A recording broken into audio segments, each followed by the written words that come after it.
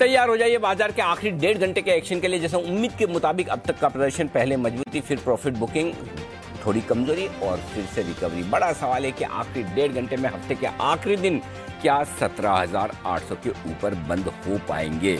लेंगे जवाब। स्वागत है आप सबका फाइनल ट्रेड में। नमस्कार, मैं हूं अनिल सिंघवी। और नमस्कार, मैं हूं दीपांशु भंडारी और जानेंगे अनिल जी से कि ये उतार चढ़ाव बाजार में एग्जैक्टली हो क्या रहा है और आप इससे कैसे फायदा उठा सकते हैं। सर, सबसे पहले तो बताएं इस समय की बड़ी बातें क्या हैं? बड़ी बात है दीप यही कि मजबूत शुरुआत हुई। जो डर था कि शायद ग्लोबल मार्केट्स के मूड माहौल को देखकर कमजोर शुरुआत हो, उसके विपरीत खुले बेहद मजबूती के साथ खुले। वो तो ठीक है, खुलकर पीछे मुड़ के नहीं देखा, लगातार आगे बढ़ते गए। 17,900 के ऊपर भी निकले, लेकिन वहीं जाकर रुके जहां पर रुकने की सही जगह है, और वो है 17,900 925 की रेंज। वहीं पर टॉप बनाया और वहां से जो करेक्शन आया, करेक्शन में बड़े मजे की बात है कि अच्छा खासा करेक्शन भी आपको मिला 150 पॉइंट का। बिल्कुल कल के लो पर ही जाकर वापस से बाजार रुके करेक्शन के लिहाज से भी, और वहीं से फिर से रिकवरी देकर 17,800। तो एकदम स्क्रिप्टेड लाइन पर बाजार में निफ्टी में कारोबार होता हुआ दिखा है। और वैसे ही हाल बैंक निफ्टी का भी है। 37,425 के आसपास सपोर्ट लिया और 38,135 के आसपास का हाई बनाया। तो यहाँ पर भी अब 37,500 के ऊपर फिर से कारोबार होता हुआ दिखा है। कहाँ से आ रही है मजबूती? एफएमसीजी शेयर मजबूत है, सरकारी कंपनियां जोर में हैं, infrastructure, energy, mid cap, small cap, ये सारे वो इंडेक्स है जो मजबूती के साथ आपको कारोबार करते हुए दिखेंगे। डाउ फ्यूचर्स हल्की सी बढ़त के साथ है, बहुत ज़्यादा तेजी नहीं, लेकिन हरे निशान में दिख रहे हैं आपको, ये कह सकते हैं पूरे 18 पॉइंट। यूरोप के बाजार 1/4% तक हैं कमज़ोर। तो ग्लोबल मार्केट से कोई खास संकेत है नहीं तेजी या मंदी के। भारतीय बाजार भी रेंज में दोनों तरफ के ट्रेड दिखाने की कोशिश करते हुए इस वक्त आपके सामने। जी दीप। ओके, तो एक्शन भरपूर है सर, और इसी एक्शन पर आपके लिए एक सवाल भी है। कैसे देखें इस बाजार? क्योंकि सुबह तो दमदार तेजी थी, थोड़ी अनुमान से ज्यादा, लेवल्स रिस्पेक्ट कर रहा है, पर कुछ ट्रेडर्स के स्टॉप लॉस हिट हो रहे हैं, कुछ एक्सपीरियंस ट्रेडर्स को मजा आ रहा है, दोनों तरफ के ट्रेड्स मिल रहे हैं। रेजिस्टेंस पर प्रॉफिट बुकिंग और सपोर्ट पर खरीदारी। कैसे देखें मतलब क्या? आपकी जैसी मर्जी हो वैसे देखें, दोनों तरह से।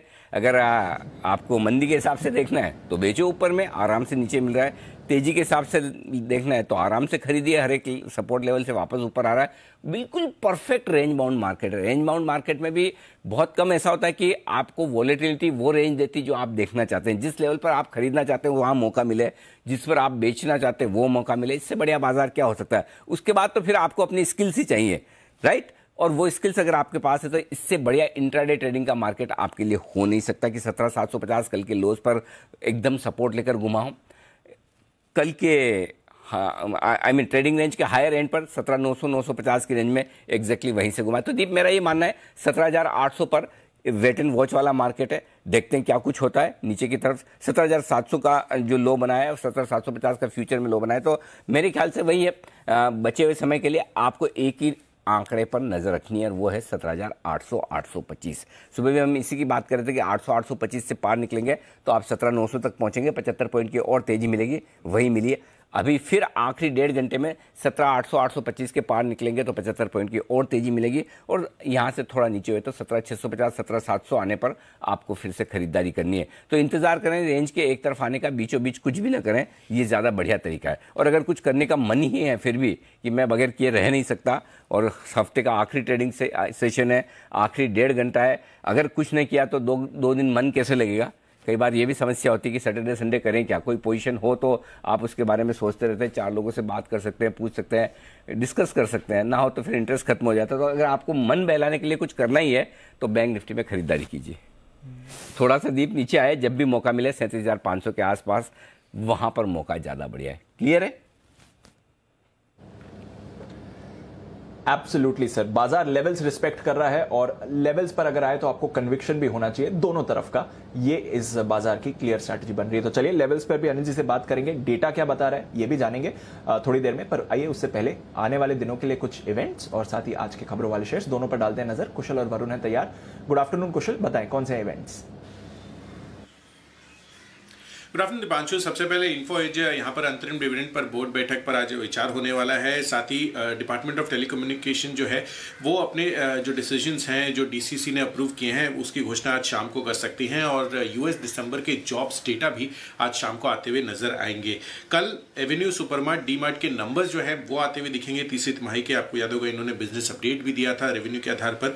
तो डिटेल जो रिजल्ट्स है वो कल के सत्र में आएंगे। 10 जनवरी सोमवार यहाँ पर जापान के बाजार जो है बंद रहेंगे। साथ ही F&O स्पेस में अगर आप देखें तो 7 नए इंडिसेस जो है 10 जनवरी से आते हुए दिखेंगे। तो यहाँ पर आपको नजर रखनी है GMR इंफ्रा। यहाँ पर जनवरी, फरवरी और मार्च के जो F&O कॉन्ट्रैक्ट्स हैं वो 10 जनवरी को एक्सपायर होंगे, तो यहाँ पर भी आपको नजर रखनी है। और 11 जनवरी को नए F&O कॉन्ट्रैक्ट जारी होते हुए नजर आएंगे। रेलटेल 10 जनवरी को अंतरिम डिविडेंड पर बोर्ड बैठक होने वाली है, 21 जनवरी जिसकी रिकॉर्ड डेट रखी गई है। शेवट कंपनी लिमिटेड का बायबैक भी शुरू होता हुआ दिखेगा, 21 जनवरी तक ये बायबैक रहेगा। और अगर आप आनंद राठी वेल्थ की बात करें, इसके नंबर्स भी आए थे कल, और इसका जो एंकर लॉक इन है वो खत्म होता दिखेगा 10 जनवरी को। कुल एंकर बुक 194 करोड़ रुपए की थी। स्पंदना स्फूर्ति पूंजी जुटाने पर बोर्ड बैठक अपनी करती हुई दिखेगी। साथ ही ग्रेविटा इंडिया भी पूंजी जुटाने पर बोर्ड बैठक करेगा। आरपीपी इंफ्रा यहाँ पर फर्स्ट एंड फाइनल कॉल इनके पार्टली पेड अप इक्विटी शेयरों की होगी। जो इशू ओपनिंग डेट है वो 10 जनवरी है और जो क्लोजिंग डेट है वो 24 जनवरी रखी गई है। साथ ही इप्का लैब, इसकी स्टॉक स्प्लिट जो 2:1 का स्टॉक स्प्लिट इन्होंने अनाउंस किया था उसकी एक्स डेट होगी। और कैश स्पेस से 2 नंबर्स आएंगे, 5 पैसा कैपिटल और GNA एक्सेल। तो इन दोनों के नंबर्स पर भी आपको नजर रखनी है 10 जनवरी को। ओके, तो ये है वो सारी खबरें जिन पर ट्रिगर्स हैं जिन पर आपको नजर रखनी। खबरें तो वरुण आप बताएंगे ना? रुकिए फिर, रुकिए, क्या है? रुकिए। अच्छा रुकिए, ओके। हाँ, क्योंकि एक बड़ी खबर बता रही है स्वाति। ओके। पहले ले लें उनसे। डेफिनेटली। आइए चलते हैं स्वाति खंडेलवाल के पास, हमारी एग्जीक्यूटिव एडिटर बता रही है आपको एक बड़ी और एक्सक्लूसिव खबर। स्वाति बताइए क्या है खबर आपके पास? जी बिल्कुल, एक कॉर्पोरेट से जुड़ी खबर है। आपको पता है कि एस्कॉर्ट्स ने कुछ ही दिन पहले open offer Kubota open offer यहाँ लेकर आने वाली है, बट वहाँ अभी थोड़ी सी देरी होगी। जी हाँ, जो डेट दी गई थी वो 11 जनवरी से 24 जनवरी के बीच की पीरियड था। और अब सूत्र बता रहे हैं कि क्योंकि अप्रूवल सब are not in place, basically statutory approvals जो उनको चाहिए वो अभी तक नहीं मिल पाई हैं पूरी तरह, तो ये डेट थोड़ी सी शिफ्ट होगी। 11 यानी ट्यूसडे, यानी अब एक दिन मात्र बचा है और काफ़ी अप्रूवल्स यहाँ पेंडिंग हैं। और इसके लिए आप जल्द देखेंगे, एक कंपनी भी ऑफ कोर्स ऑफिशियली अनाउंस करेगी कि वो पुश कर देंगे थोड़े से समय के लिए ये डेट्स। ये इंपॉर्टेंट खबर है ध्यान में रखने की, क्योंकि 11 जनवरी को ही खुलने वाला था। अब एटलीस्ट 1 से 2 महीना, जहाँ तक अप्रूवल्स की बात करें, 1-1.5 महीना 2 महीना लग सकता है। तो शायद वो डेट्स पुश होकर फरवरी या मार्च की डेट्स यहाँ पर आएंगी। एग्जैक्टली क्या डेट्स आती हैं वो तो कंपनी डिसाइड करके बताएगी, बट ये डेफिनेट है कि 11 जनवरी को ओपन ऑफर जो खुलने वाला था वो अब थोड़ी सी वहाँ पर देरी होगी। खास बात क्या है, हमने कंपनी को लिखा और उनसे राय जानने की कोशिश की, तो उन्होंने कहा है ऑफ कोर्स कि मॉर्गन स्टैनली ने ये के बिहाफ, कुबोटा के बिहाफ पे मॉर्गन स्टैनली ये मैनेज कर रहे हैं, तो एस्कॉर्ट्स इसमें डायरेक्टली इन्वॉल्व नहीं है। हालांकि उन्होंने कहा है कि जो शेड्यूल था वो इंडिकेटिव था, subject to getting approvals from SEBI and other statutory approvals, जो कि अभी भी अवेटेड है। तो इन मैनी वेज हम देख सकते हैं कि यहाँ पर थोड़ी सी डिले है ओपन ऑफर आने में। तो approvals are not in place sir इस वक्त, तो यहाँ पर थोड़ी देरी होगी ओपन ऑफर में। ठीक बात है। तो आमतौर पर जब आप ओपन ऑफर का ऐलान करते हैं तो आपको कई सारी मंजूरियां लेनी होती है एक्सचेंजेस से, सेबी से, सारे रेगुलेटर से, और उसमें शायद थोड़ी देरी होती दिख रही। तो जो 2000 रुपये में एस्कॉर्ट्स का ओपन ऑफर आना था वो डिले होता दिख रहा है। वो डिले स्वाति आप बता रही 1 से 2 महीना डिले हो सकता है, राइट? मैक्सिमम सर 1 से 2 महीना। यहाँ पे एक्चुअली सारा का सारा इसमें कोई दिक्कत ऐसे नहीं है, कंपनी में ओपन ऑफर आने के कोई और वजह नहीं है एक्सेप्ट फॉर द अप्रूवल्स, ये हमें बताया गया है। सो इसका मतलब ये नहीं है कि ओपन ऑफर नहीं आएगा या कैंसिल कर दिया गया, ये मैं क्लियर कर दूं। केवल पुश होगी डेट या टाइमलाइन 1 से 2 महीना, ज्यादा से ज्यादा हो सकता है फरवरी तक में आ जाए, हो सकता है मार्च तक पुश हो जाए। इसमें 2 ही चीजें होंगी। एक, जिन लोगों ने कैश में खरीदा है और ओपन ऑफर में टेंडर करने के लिहाज से उन्होंने आर्बिट्राज करने की कोशिश की है, उनके लिए 1 से 2 महीना जितना भी लेट हो उतनी एडिशनल इंटरेस्ट की कॉस्ट हो जाएगी जो उन्होंने खरीदा है। और जो वो टेंडर करना चाहते हैं तो उनके लिए इंटरेस्ट जो होगा वो थोड़ा एडिशनल वो उनके रिटर्न को कम कर लेगा।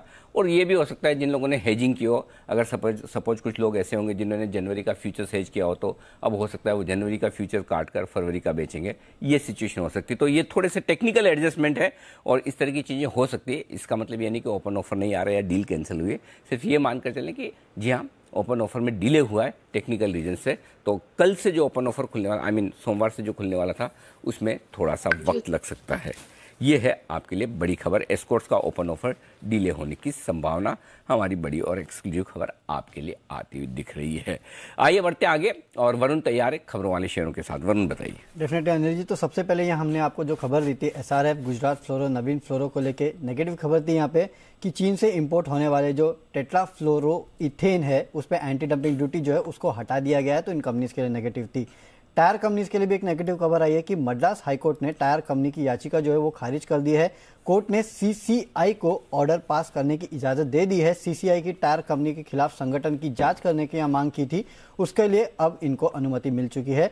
तो MRF, CEAT, JK tyre, Birla tyre, इनके खिलाफ जो है अब CCI जांच करेगा। GM बेवरेज, यहाँ पे नतीजे थोड़े कमजोर है। मुनाफा 21 करोड़ से घटकर 20 करोड़ पे आया है। मार्जिन 24.7% से घटकर 20.6% पे आए हैं। TCS, इस कंपनी ने MEE के साथ एक करार किया है। भारत में जल्द शुरू होगी सुरक्षित ई पासपोर्ट की व्यवस्था। इलेक्ट्रॉनिक चिप में स्टोर की जाएगी ये पूरी जानकारी।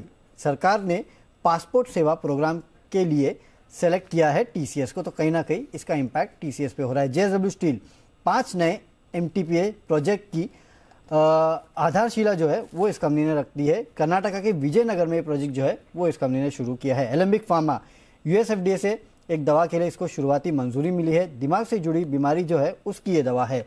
इजी ट्रिप प्लानर्स, यहाँ पे इंटरेस्टिंग न्यूज़ है।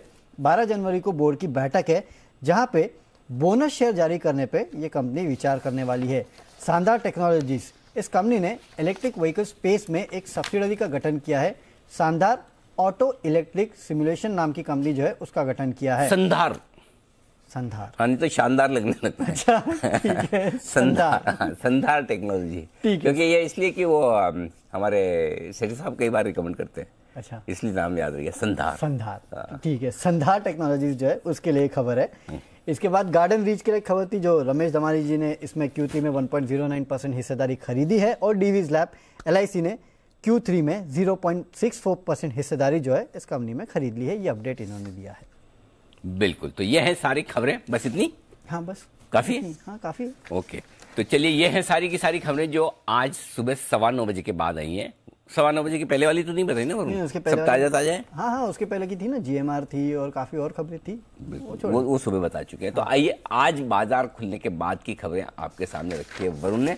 आइए बाजार खुलने के बाद एक स्टॉक दिखाया जबरदस्त एक्शन में और वो है हिंदुजा ग्लोबल सॉल्यूशंस। निचले सर्किट पर ट्रेड कर रहा है। वजह यह कि कंपनी की बोर्ड बैठक हुई कल, जहां डिविडेंड और बोनस का अनाउंसमेंट किया गया, लेकिन उसके बावजूद स्टॉक नीचे के सर्किट पर है। जानने की कोशिश करते हैं। आइए, वक्त है न्यूज पर व्यूज सेगमेंट का।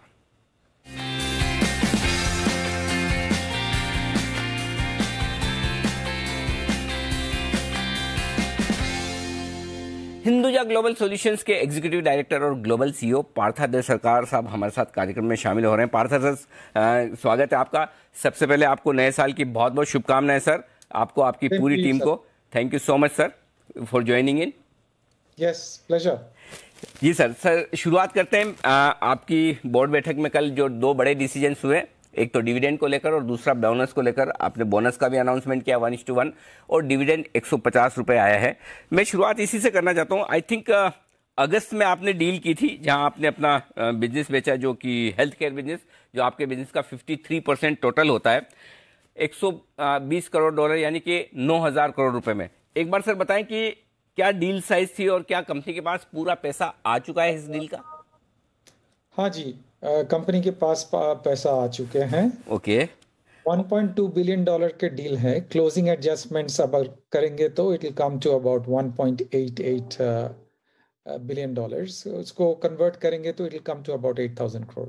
8,000 करोड़, ओके, परफेक्ट। अच्छा सर, तो टैक्स वगैरह देने के बाद कितना कैश कंपनी के पास बचता है? क्योंकि आपने कल जो बोर्ड बैठक में कहा है कि लगभग 3,500 करोड़ 3,500 करोड़ रुपए आप अलग अलग तरीके से इन्वेस्ट करेंगे, तो बाकी के पैसे का क्या अरेंजमेंट है, कितना पैसा कंपनी के पास बचता है, जरा बताएं सर। हाँ, तो थोड़ा टाइम लेना चाहता हूँ, डील थोड़ा एक्सप्लेन करें sir. Sure, please please sir. हाँ जी, तो ये जो है अपना, ये ग्लोबल ऑपरेशन है, इंडिया में है, फिलीपींस में है, जमाइका में है और यूएस में है। तो कंसिडरेशन जो है ये डिवाइड होके आएगा। इंडिया में आएगा approximately 3,200 crores. Rest of the company money will flow into Philippines. Part of it will go to Jamaica. Part of it will go to Mauritius, which holds our US assets, and a little bit will go to UK. तो India में आने वाला जो पैसा है, which is going to be about 3,200 crore rupees. So that's the constitution of the deal. इसमें effective tax rates लगेगा हमारा 10%. So the 10% will work out to be about 822 crores. And that's because the tax incidence in these different geographies are different, right? So 8,089 crore is the total sale proceeds. Tax on that is about 822 crores ballpark. So that is what has come into the company. Now, we can pay dividend only on the amount that has come to India. So the dividend, the total amount that that is eligible for dividend payment is the 3,200 crores that has come in. Okay. Now, आपने देखे होंगे कि ये stock price कुछ दिन में काफी बढ़ चुका है. Right, sir. So we had to keep the interest of the minority shareholders in mind, who really would be very pleased with the 1:1 bonus that has been announced, because they have been long-term shareholders. Okay. And they'll get more stock, and it will also cool down the prices a little bit. They cannot afford very expensive stocks. Our stock has become quite expensive now, right? So thinking of the minority shareholders, our first point was that we want to give them a bonus to reward them for their faith in our company. Okay, that is number one. Number two, we have announced a special interim dividend of 150 crores. That will be a payout of approximately, let me just look at my numbers, just bear with me. 300 crores. That will be about 313 crores. Right, sir. Right. So till date, we have therefore, if you include quarter one में 7 रुपया दिए थे, quarter two में 10 रुपया दिए थे, तो हमारे total dividend payout by this payment will be coming to 350 crores. Perfect. Right. This compares with 83 crores that was paid out last year for the full year. Okay. Okay. Right, sir. Okay. So that we believe is a handsome increase in dividend. Got it. Right. And we're a quarterly dividend paying company. Right. So I don't want to comment on whether we're going to pay more dividends in the future, because that's a board prerogative. But if you look at our track record, we are a quarterly dividend paying company. No sir, just आपसे बात यही करनी कि या तो market की expectation ज़्यादा थी, या फिर आपके पास में जो पैसा है वो कहाँ है। बेसिकली आप ये कह रहे हैं कि 3,200 करोड़ इंडिया में आया है, राइट? और बाकी का पैसा फिलीपींस, जमैका, मॉरिशस और यूके की 4 सब्सिडरी में गया है, राइट? लेकिन वो 4 सब्सिडरी में जो पैसा गया है वो पैसा जाएगा कहाँ? अल्टीमेटली वो पैसा कहाँ आएगा? वो आपकी होल्डिंग कंपनी में या इंडियन ऑपरेशंस में आएगा? और अगर वो बाहर रहेगा इन चारों कंट्रीज में जो आपकी सब्सिडीज हैं, तो उसका यूटिलाइजेशन क्या है? शेयर होल्डर्स को उसका बेनिफिट कैसे मिलेगा? सर, उसमें जो है, there is, if subsidiaries remit dividend to the parent, there is a fairly significant tax incidence. It happens twice. Right, okay? Sir. Mm-hmm. So it is therefore advisable to keep the money outside. Okay. And that is, of course, going to be funding our overseas operations growth in those geographies. Okay. So that is the short answer to your question. Okay. So it means 8,000 crore की आपकी deal है, 800 करोड़ का आप tax मान लें, 7,200 करोड़ के आसपास की आपकी डील हुई, उसमें से 3,200 करोड़ आपके इंडिया में आ गए, 4,000 करोड़ रुपए जो आपके बाहर 4 अलग अलग कंट्रीज में है, ये वापस बिजनेस में ही डिप्लॉय होंगे, इसका कोई डिविडेंड नहीं आएगा या कोई कंपनी बायबैक नहीं करेगी, राइट सर? दो चीज है जी। ये बाहर जो है, हाँ आपने ये ठीक कहा कि बाहर जो है वो बाहर ही रहेगा, because it is inefficient to bring it in, right? Okay, suffers huge taxation when you bring it in, okay. Your second question was on buyback. So that actually doesn't apply. The amount that is outside doesn't apply for buyback. Okay, what is available for buyback as funds is that 3,200 rupees. But right now we have not announced any buyback. Right, it is sir. something that I cannot commit on right now. Right, sir. Okay, you also have to understand buyback. There are limitations on buyback in a sense that there is a certain percentage of your net worth that you can offer as buyback, right? And that, if you look at it, our balance sheet before the deal and after the deal, the quantum of money that would be available for buyback, if you were to consider the balance sheet before the deal, will be much smaller in comparison with what will be available for buyback if you were to do it post the deal. So that's why I want investors to wait and watch. I'm not committing that there's a buyback on the way. Right, sir. But I don't think people should get worked up about short-term, 150 rupees, whether it is enough or not. We've been a strong dividend-paying company. We always have the minority shareholders at heart. Right. And we do what is right for the shareholders. Absolutely. Parth sir 30 out of 3,200 crores आपने 300 करोड़ का dividend दिया, मे भी आपका cash होगा या चलिए मान लीजिए 3,200 में से आपने 300 करोड़ का डिविडेंड दिया, still you are left with 2,900 crore, right? ये 2,900 करोड़ का यूज कैसे करेंगे आप? क्या इसको कहीं कोई आप एक्विजिशन करने वाले हैं? इसका क्या प्लान है? ये तो आपकी बुक्स में यहीं पे इंडिया में ही है, राइट? हाँ जी, वो इंडिया में है। वो एक्विजिशन प्लान्स तो हमारे हैं ही। हमने प्रेस रिलीज में बोला we want to build our technology practice.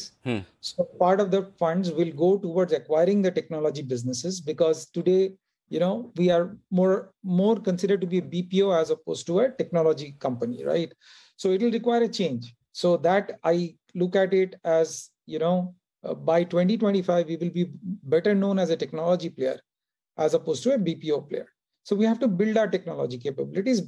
For that, the funds will be deployed. What I understand from you, sir, कि अब ये जो पैसा है बाहर का है वो तो बाहर ही रहेगा और बाहर के बिजनेसेस में लगेगा। जो इंडिया में पैसा आपके पास 2,900 ओड करोड़ बचा है वो भी आप यहाँ बिजनेस में और एक्सपेंशन में लगाएंगे। इसका मतलब है कि एक जो बड़े डिविडेंड के लोगों को उम्मीद थी कि 2,000 रुपए का आ जाएगा, 3,000 रुपए का आ जाएगा पर share, that is ruled out completely, right sir? So I didn't realize that people had such big expectation of नहीं सर, एक्सपेक्टेशन थी, seriously, you won't believe it. हमने भी कैलकुलेशन किया, देन वी थॉट कि नहीं, it may not be right to put this kind of research कि इतना dividend आ सकता है, because looking at the big cash, generally you don't sell your business every day, right? और आपने अपना बिजनेस 50% प्लस बिजनेस आपने बेचा है, इतना बड़ा पैसा है, तो आपके इन्वेस्टर्स अगर एक्सपेक्ट कर रहे हैं तो गलत नहीं कर रहे हैं। दे एक्सपेक्ट कि something will come back to them. So now it's your turn to convince them how their value, shareholders value would increase. Absolutely. See, that is my job, right? We have to make sure that our shareholders benefit, right? And we will have to do that. There are various ways of doing it. So I want people to wait and watch a little bit. Don't get too worked up about just one incident, where expectations could have been 2,000, 3,000 rupees and all of that. We never committed to pay that amount of dividend, right? It also has to, whatever goes back to the shareholder also has to be tax efficient. So we are considering many options and sir Parth sir एक चीज मुझे बताइए Partha sir, generally इतनी बड़ी deal होती है तो दो चीज हमेशा होती है जो मुझे थोड़ी बहुत समझ है बीइंग ए CS कि एक हम प्लान ये करते हैं कि ये डील टैक्स एफिशिएंट हो, राइट? दूसरा हम ये प्लान ये भी करते हैं कि पैसा आने के बाद इसका क्या यूज होगा। और अब इंडिया में बहुत सारी कंपनीज ऐसी हैं, वी हैव रिसेंट एग्जांपल्स, जैसे डील हुई पैसा आया, दे announce it how they are going to utilize this. आप ऐसा क्यों नहीं कर रहे हैं? Why don't you clearly and transparently put it in front of your investors कि ये हमारा प्लान है, ये पैसा इतना यहाँ आ रहा है, यहाँ जाएगा, हम डिविडेंड देंगे नहीं देंगे, बोनस देंगे नहीं देंगे, या हम इस तरह से बिजनेस में करना चाहें, तो that would clear the things, right? I think that is a good suggestion. You also have to understand my constraints today of being in the silent period, right? So I can only talk about what was discussed in the board meeting. Right, sir. Yesterday, right? I can't give you future projections of what the plans are to deploy the money and all of that right now because we are in the silent period. So there are those constraints. So wait for the Q3 board meetings and then let's see if we can share more. Take your point. एक और चीज है जो deal से हटकर है, जो generally जो फीडबैक हमें मार्केट से मिलता है, मैं आपके सामने रखना चाहता हूं, आप उस पर कमेंट कर सकते हैं कि लोगों को डर ये कि इतना बड़ा पैसा आया, कहीं ऐसा तो नहीं कि प्रोमोटर्स की दूसरी सब्सिडरीज में, ग्रुप कंपनीज में चला जाएगा, आप लोन देंगे, 500 करोड़ का लोन शायद प्रोमोटर्स को दिया हुआ भी है, तो कहीं ऐसा तो नहीं कि कंपनी में से पैसा निकलकर प्रोमोटर की ग्रुप कंपनीज में चला जाएगा, ये जो डर है लोगों का, उसके बारे में क्या कहेंगे आप? सर, जस्ट अ क्लैरिफिकेशन, ये जो 500 करोड़ है, that has gone to group companies of the Hinduja group. No money has gone to the promoters. So you have to distinguish the two things, right? Sure. No money has gone to the promoters, and no money will ever go to the promoters. Yes, we do invest in group companies. We get good returns. Understand one thing. This is a Hinduja group company. 67% is owned by the group. We have a fair amount of, what shall I say, comfort and security, and we know that we can call this money back whenever we need. So that is the reason why we have more faith in putting and parking money with group companies as opposed to deploying the money in money markets. There are a couple of options, right? You put it in FD, you know what the FD returns are. Then you put it in the money market, you know how volatile the market is today, right? So wouldn't you choose safety and liquidity of being with a promoter who owns 67% of a stock? And therefore, you know the companies well, you know those companies are run well, and you know that the promoter stands behind those companies. What is the problem there? Absolutely. ठीक है. अच्छा sir, finally जो मैं अब तक समझाऊं आपसे बात करके कि जो कुछ भी इस बड़ी डील से आपका पैसा आया है, either it would be diploid back into the business, या फिर आपकी सब ग्रुप कंपनीज में इन्वेस्ट करेंगे या लोन देंगे, ये प्लान है, right? M I right? Organic growth, inorganic growth, and whatever excess liquidity is there, that will be invested in group companies, also in money market instruments. So that is why if you look at the limit that we have asked for increasement, that is basically to put into money market, mutual funds, debentures, whatever is available in the money market. वो तो short term के लिए ना sir, जब तक आप decide नहीं करें कि इस पैसे को कहाँ इन्वेस्ट करना है, right? That is short term. Yes. से सपोज मुझे अच्छा बोनस मिला है और मुझे लगता है कि मुझे घर खरीदना है, तो by the time I decide about where to buy flat और property, I put somewhere in liquid fund और मनी मार्केट फंड की चलो जब जरूरत होगी तुरंत निकालें, वो प्लान है, राइट सर?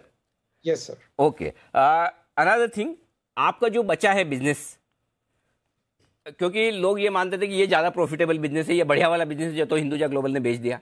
अब जो 50% 45% जो बिजनेस बचा है, उसमें ज्यादा कुछ दम बचा नहीं है, तो क्या मैं आपको फ्रेंकली सर जो मैं सुनता हूं वो बता रहा हूं आपको, जो मुझे फीडबैक मिलता है, और आप उसका जवाब अच्छे से दे सकते हैं, तो बताएं सर, बचे हुए बिजनेस के बारे में आप अपने इन्वेस्टर्स को क्या कहेंगे? अच्छा देखिए, Q2 में अपना जो बचे हुए बिजनेस, दैट ग्रू एट 36%. जी. अपना health care business grew at 18%. जी.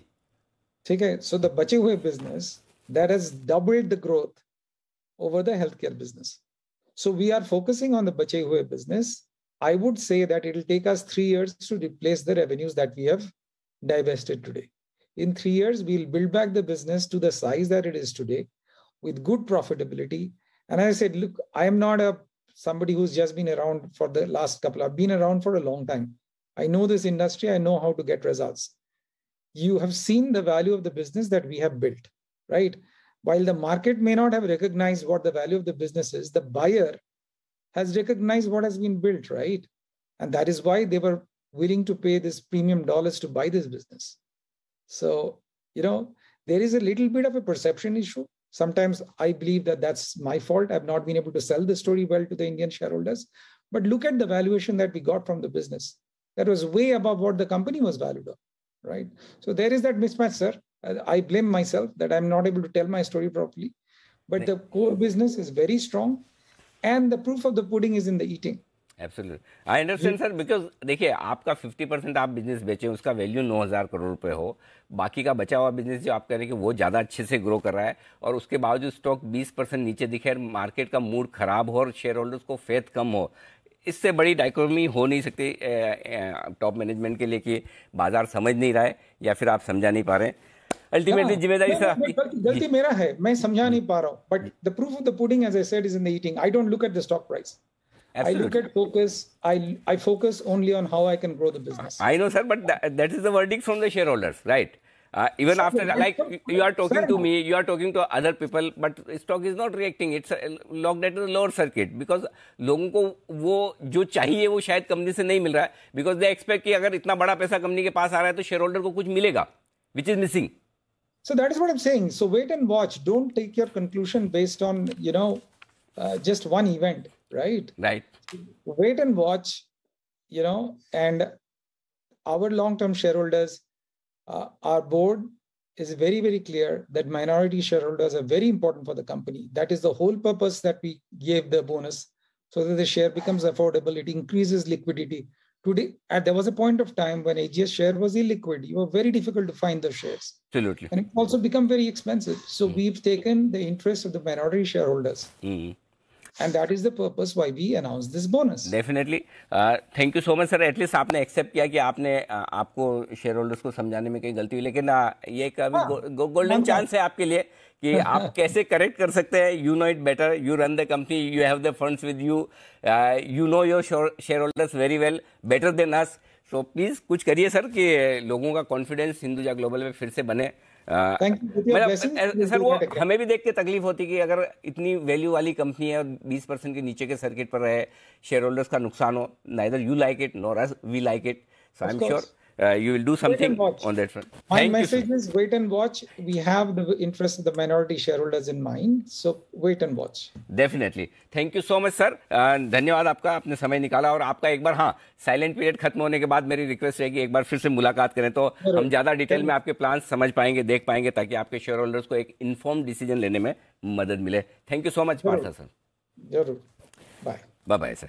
तो ये थे हिंदुजा ग्लोबल के टॉप मैनेजमेंट जो बताते हुए अपने कल की बोर्ड बैठक के बाद डिविडेंड और बोनस के बारे में. बाजार का मूड खराब है क्योंकि लोगों ने उम्मीद ये की थी कि बड़ा पैसा आने के बाद बड़ा डिविडेंड मिलेगा, जो कि मिसिंग है. और मैनेजमेंट से बात करने के बाद दीप लगता यही है नहीं आएगा डिविडेंड बड़ा, क्योंकि इसमें दो बड़ी सी समस्याएं हैं. एक तो ये है कि जो 4 बाहर के देशों की इन्होंने बात की है जहाँ इनका पैसा है, वो पैसा इंडिया में आने वाला है नहीं.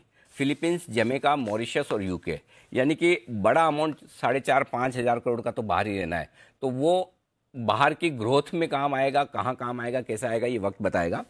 दूसरा, यहाँ रहा 3200 करोड़ का, उसमें से 300 करोड़ मान भी लें कि उन्होंने डिविडेंड बांट दिया तो 2800-2900 करोड़ भी यहाँ ऑपरेशंस में ही लगाने की बात है. तो जो कुछ मैं मैनेजमेंट से समझ पाया हूँ, डायरेक्शन ले पाया हूँ, मैं भी अलग हो सकता है कि आगे चलते हुए डिविडेंड दे दे या बायबैक करें. फिलहाल तो ऐसा नहीं लगता है. मैनेजमेंट से बातचीत करने से ये लगता है कि ये पैसा कंपनी में ही रहेगा, डिविडेंड के तौर पर तो नहीं आएगा. हाँ, हो सकता है मैनेजमेंट इस पैसे को बिजनेस में लगाकर ज़्यादा अच्छी वैल्यू बना ले, वो वक्त बताएगा. लेकिन फिलहाल अगर आपकी उम्मीदें बड़े डिविडेंड पर टिकी थी, बायबैक पर टिकी थी, आपके लिए निराशा है. जी दीप. एब्सोल्युटली सर, तो निराशाजनक रहा है और इसलिए आप स्टॉक पर भी वैसा ही रिएक्शन देख रहे हैं. फिलहाल बड़े डिविडेंड की आप इस समय उम्मीद ना रखें. चलिए सर, तो ये था हिंदुजा ग्लोबल आज की सबसे बड़ी स्टोरी जिस पर हमारा फोकस बना हुआ था. पर दूसरी स्टोरी है बाजार की. काफी वॉलेटाइल हुआ, एक बार फिर से सारी गेन्स गिव अप करके ऑलमोस्ट नेगेटिव टेरिटरी में निफ्टी आया. उसके बाद अब वापस रिकवरी के आसार आपको बाजार में आते हुए दिख रहे हैं और अब कुछ और इंटरेस्टिंग स्टॉक्स सर मूवमेंट में आते हुए दिख रहे हैं. तो आइए उन्हीं पर करते हैं चर्चा. एक तो है बंधन बैंक, जिस पर आप मूव देख रहे हैं और आपने भी कुछ समय पहले बोला था यही एक काउंटर है बैंक निफ्टी का जो मूव नहीं गया 250 के करीब. आज देखिए 250 पर आ रहा है. सुमित जी भी हमारे साथ. Sumit ji, good afternoon. बताएं सर, बंधन बैंक. Good afternoon Deepanshu. परसों ही बंधन बैंक पे बात हुआ था कि 265 का लेवल टूटने के बाद एक अच्छा मूव ऊपर की तरफ देखने को मिलेगा. बंधन बैंक आप देखिए 272 रुपए तक तो आ चुका है और अभी और ऊपर का मूव दिखाएगा. जैसे ही मार्केट्स में यहाँ से ऊपर का मूव देखने को मिलेगा तो बंधन बैंक 285 रुपए से लेकर 290 रुपए तक का मूव इमीडिएटली शॉर्ट टर्म में दिखा सकता है. तो यह है आपके लिए बंधन बैंक का. आइए कुछ कॉल्स भी हैं तैयार. सबसे पहले बिगुल सुमित का सुपरहिट.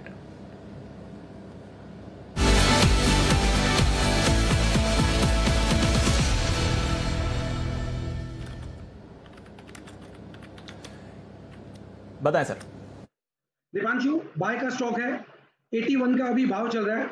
स्टॉक का नाम है श्री दिग्विजय सीमेंट. स्टॉक के अंदर ब्रेकआउट है, एक महीने के हायर लेवल्स पे आ चुका है. 200 डीएमए ब्रेक कर रहा है और स्टॉक के अंदर मेरे को लग रहा है यहाँ से एक बढ़िया मूव ऊपर की तरफ देखने को मिलेगा. 88 रुपीज का पहला टारगेट होगा और पोजिशनल टारगेट 95 रुपए का होगा. स्टॉक के अंदर खरीदारी करें. नीचे के अंदर 76-77 का सपोर्ट है. तो 76 के स्टॉप लॉस से खरीदारी गए 88 रुपीज से लेके 95 रुपीज तक का मूव जल्दी ही आने वाले दिनों में श्री दिग्विजय सीमेंट में देखने को मिलेगा। ओके, तो श्री दिग्विजय इसके साथ कर रहे हैं सुमित जी शुरुआत। आइए देखते हैं राकेश जी कुणाल जी के रेडार पर कौन सा स्टॉक है बिगुल चार्ट कॉर्नर का।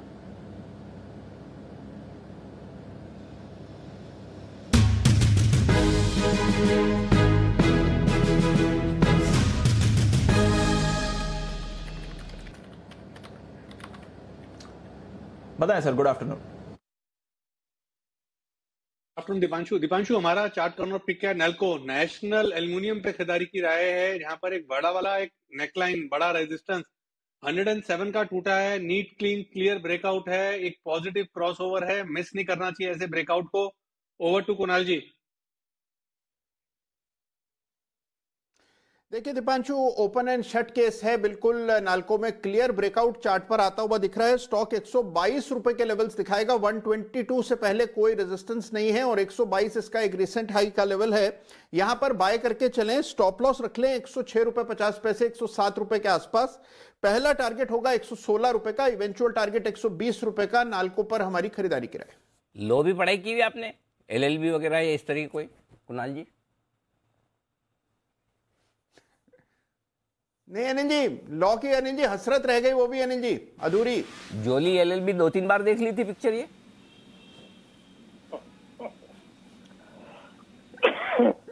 अनिल जी बिल्कुल अनिल जी, वो फिल्म जरूर देखी थी। हाँ, तो ये ओपन एंड शट केस तो वहीं से आया है। ओपन एंड शट केस तो लो में होता है, कोर्ट में होता है, यहाँ पे कैसे आ गया सर?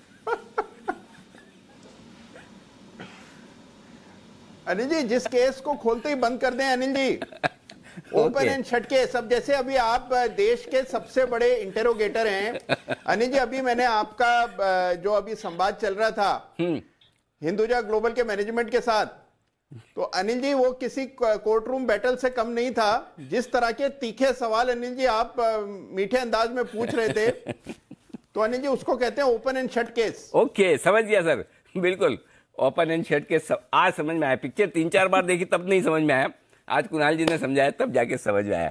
थैंक यू कुणाल जी। आइए बढ़ते आगे। सेठी साहब है तैयार, वक्त है सेठी साहब की शॉर्ट टर्म पिक्स का।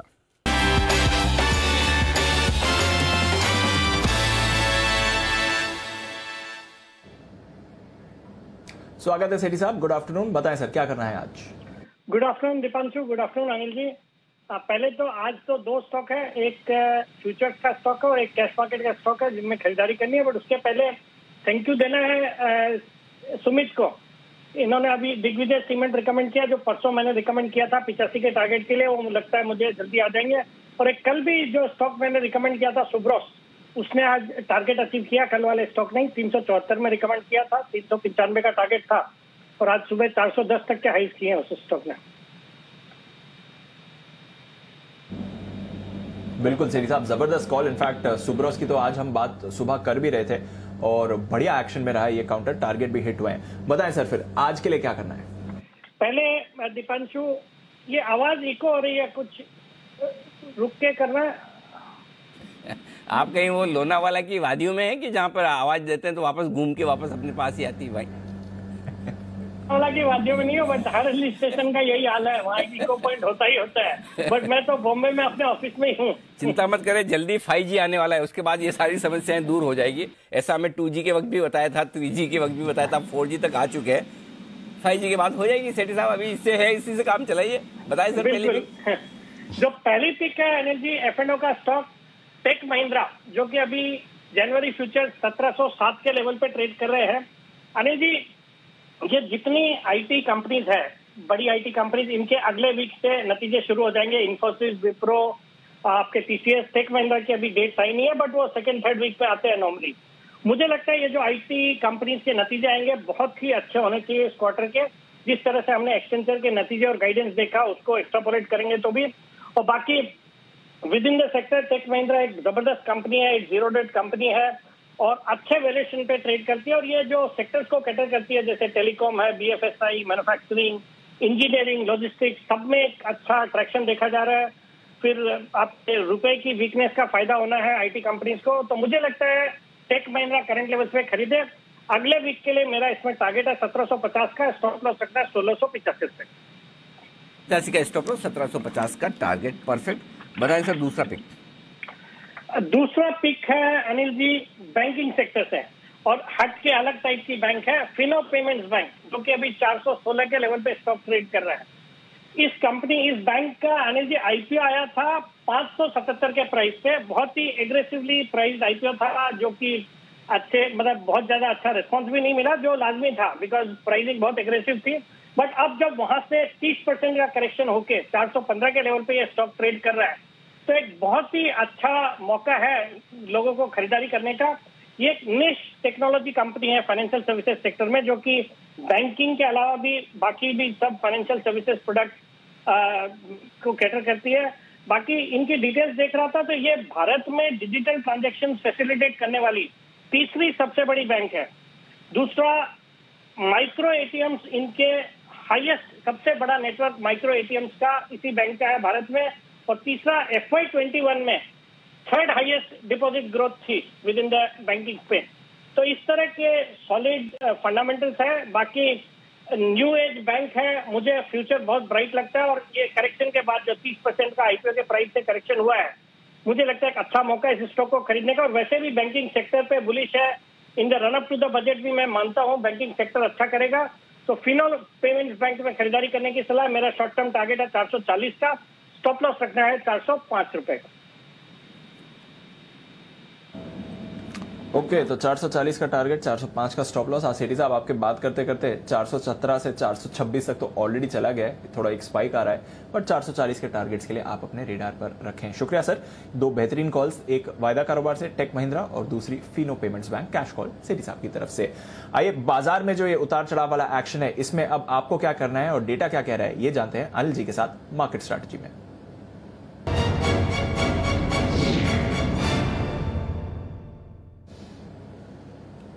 सर डाउ फ्यूचर्स भी थोड़ा वॉलेटाइल है, बहुत ही सीमित रेंज में। सुबह हमने देखा करीब 70-80 पॉइंट ऊपर था, फिर दिन में एक बार नेगेटिव भी हो गया। फिलहाल अगर आप देखें तो करीब 40 पॉइंट ऊपर है। नैस्डैक फ्यूचर्स में आप 1/4% की गिरावट देख रहे हैं, जिस तरह से तेजी से यूएस में बॉन्ड यील्ड बढ़ रही है। यूरोप में भी अगर आप देखें तो 1/4 से आधे % की गिरावट है। हालांकि हांगकांग बाजार, एशिया की अगर आप बात करें तो यहां पर ऑलमोस्ट 1.25% की तेजी आपको बनती हुई दिखी थी। तो ग्लोबल क्यूज थोड़े मिले जुले हैं, अमेरिकी फ्यूचर्स और यूरोप थोड़े सुस्त हैं। क्या करना है सर? कोई खास क्लैरिटी आ नहीं रही है बाजार में। ऐसा लग रहा है कि थोड़ा टाइम वाइज करेक्शन है। इंडेक्स है ना, निफ्टी पर कोई बहुत बड़ा मुंह ऊपर या नीचे देने के लिए मूड में नजर नहीं आ रहा है। इसकी वजह बताता हूं। एक तरफ बाजार थोड़े आज के और कल के करेक्शन के बाद हल्के हो गए। पुट कॉल रेशियो मेरा 1.36 से घटकर 1.16 पर आ गया, थोड़ा और कंफर्टेबल हो गया नीचे की तरफ। तो बाजार अब ज्यादा हैवी नहीं है, तो ये एक पॉजिटिव साइड पर है। दूसरा ये कि नीचे खुलने के बाद एक रिकवरी देने की कोशिश भी की, 101 पॉइंट ऊपर है हम 17,700, ये अच्छी चीज है। तीसरी अच्छी बात यह कि कल के हाईज को हमने पार किया। कल 17,800 का ही हाई बनाया था, आज हाई 17,905 का बनाया है। तो ये तीन अच्छी चीजें। अब खराब चीजें क्या है? खराब चीजें हैं कि कल का लो था 17,750 का, हम उसके 50 पॉइंट नीचे भी गए, तो कल का लो भी हमने तोड़ा है। करेक्ट। और इसको भी कुछ ना कुछ चार्ट में पैटर्न बोलते भी होंगे, कुणाल जी बताएंगे कि 50 पॉइंट कल के लो से नीचे गए, 100 पॉइंट कल के हाई के ऊपर गए, तो उसका क्या मतलब होता है। दूसरी बात यह है कि ग्लोबल मार्केट थोड़े से वॉलेटाइल है, थोड़े से प्रेडिक्टेबल कम है। तीसरी बात है कि 17,900 के आसपास थोड़ी प्रॉफिट बुकिंग, और दूसरी है कि कल के सेशन के एफआईज के आंकड़े जो थे वो थोड़ा डराने वाले भी हैं। तो इन सब के चलते ऊपर आपके लिए बहुत ज़्यादा अपसाइड भी नहीं दिख रही, और बाकी जो फैक्टर्स हम जिनकी बात करें उनके चलते बहुत ज़्यादा गिरेगा भी नहीं। तो मुझे लगता है रेंज बाउंड रहेगा, और इस रेंज बाउंड मार्केट में 17,650 17,700 के आसपास मिले खरीदारी करने का मौका है। करेक्ट। ऊपर की तरफ अगर 17,850 17,900 के आसपास आए, वहां प्रॉफिट बुक करना चाहिए। तो मेरे ख्याल से वेट एंड वॉच करें। जो डेटा बता रहे हैं 17,800 के ऊपर बंद होना थोड़ा मुश्किल लगता है, उसके बेहद करीब है। और वो मैं इसलिए कह रहा हूँ, 41 लाख शेयरों का ओपन इंटरेस्ट कॉल्स में है, पुट में 29 लाख शेयरों का है। तो 17,800 ही ये थोड़ा सा रस्साकशी वाला लेवल है। अगर आखिरी आधे घंटे में जाने के पहले हम 17,825 के ऊपर टिक गए तो 17,900 तक की यात्रा कर सकते हैं। और अगर 17,825 के नीचे ही रहे जैसा कि अभी हम हैं, तो फिर आप 17,750 17,700 की तरफ बढ़ सकते हैं। तो कोई बहुत बड़ा मूव आए इसकी संभावना कम है। 17,800 आपके लिए मेक और ब्रेक लेवल एक तरह से। बैंक निफ्टी 37,500 स्ट्रॉन्ग सपोर्ट दिख रहा है, हालांकि डेटा बहुत कम है, लेकिन एक डेटा बहुत साफ दिख रहा है, वो है कि बैंक निफ्टी को अब आज वापस से 38,000 पार नहीं करना है। ये बात पक्की है। और क्यों नहीं करना है वो बताऊं कि जिस हिसाब से सुबह सुबह गर्मी दिखाई 38,000 के पार निकला टीका भी, लेकिन जो कॉल राइटिंग आज 38,000 में हुई है ये थोड़ी डराने वाली। तो ये जो मैं 2-3 दिनों से आपको कह रहा था ना कि बैंक निफ्टी में बड़ा तगड़ा कॉन्फिडेंस है पुरानी ग्लोरी में, आज बैंक निफ्टी ने 38,000 में जो कॉल राइटिंग, इसमें मुझे लगता है काफ़ी लॉन्ग ट्रैप हुए होंगे। ये वक्त बताएगा कि लॉन्ग ट्रैप होता है या शॉर्ट ट्रैप होता है, लेकिन 38,000 के कॉल पर 27 लाख शेयर आज जुड़े हैं बैंक नाइट में। 38,000 के 27 लाख आज जुड़े हैं, 18 लाख शेयर उसमें से आज ही जुड़े हैं और 27 लाख शेयरों का ओपन इंटरेस्ट है, बड़ा ओपन इंटरेस्ट है। तो अब फ्रेश तेजी 38,000 को पार करना जरूरी है। 37,500 हल्का फुल्का सपोर्ट है और बाकी रेंज आपके लिए टाइम पास करने के लिए बैंक निफ्टी पे वही होगी 37,000 38,000, ये आपको डेटा दिखा रहे हैं दीप। तो इसी रेंज को आपको करना है ट्रेड जी। थोड़ा नो ट्रेड जोन में बाजार इस समय आपको आते हुए दिख रहे हैं। ये एसेंशियली इस समय बाजार की स्ट्रैटेजी है अनिल जी की तरफ से। देखते हैं 38,000 एक इंपॉर्टेंट रेजिस्टेंस अब बन गई है बैंक निफ्टी के लिए। कॉल राइटर्स ज्यादा एक्टिव हैं। आइए पर स्टॉक स्पेसिफिक कॉल्स हैं भरपूर और सुमित जी के पास जाएंगे। उससे पहले एक कॉल विश्वेश जी की तरफ से आया है बिगुल, उनके लिए विश्वेश के विशेष।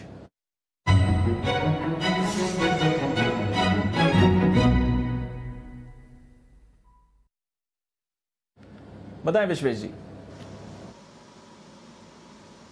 देखिए, मैं अनिल जी की बात से एकदम सहमति रखता हूँ। मुझे लगता है मार्केट में जिस हिसाब से राइटिंग हुई है शायद इंडेक्स साइडवेज हो जाए यहाँ से, लेकिन स्टॉक स्पेसिफिक जो परफॉर्मेंस है वो कंटिन्यू रह सकता है। तो जो मेरे रडार पे स्टॉक है वो है टाटा केमिकल। अभी फिलहाल 928-29 के आसपास चल रहा है फ्यूचर में। मुझे लग रहा है काफ़ी दिन के अंडर परफॉर्मेंस के बाद वापस स्टॉक में एक साइडवेज कंसोलिडेशन था, उसका अपसाइड ब्रेक आ रहा है, तो यहाँ पे खरीदना चाहिए। बहुत ही छोटा स्टॉप लॉस है, 915 के स्टॉप लॉस से खरीदना है। मुझे लगता है 945 और 960 ये दो टारगेट हम शायद मंडे तक एक्सपेक्ट कर सकते हैं। तो टाटा केमिकल खरीदने की राय है करंट लेवल पे। 915 स्टॉप लॉस, 960 टारगेट। तो ये है आपके लिए टाटा केमिकल में खरीदारी करने की राय विश्वेश जी की तरफ से। आइए बसंत साहब का करते हैं स्वागत।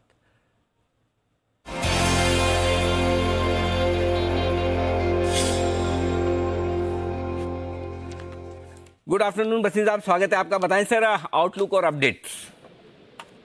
अनिल जी, अच्छा वीक रहा है और थोड़ा सा ग्लोबल वॉलेटिलिटी प्रॉफिट बुकिंग देख रहा है, बट मुझे कोई दो राय नहीं। Next week we should stabilize and try attempt 18,000 to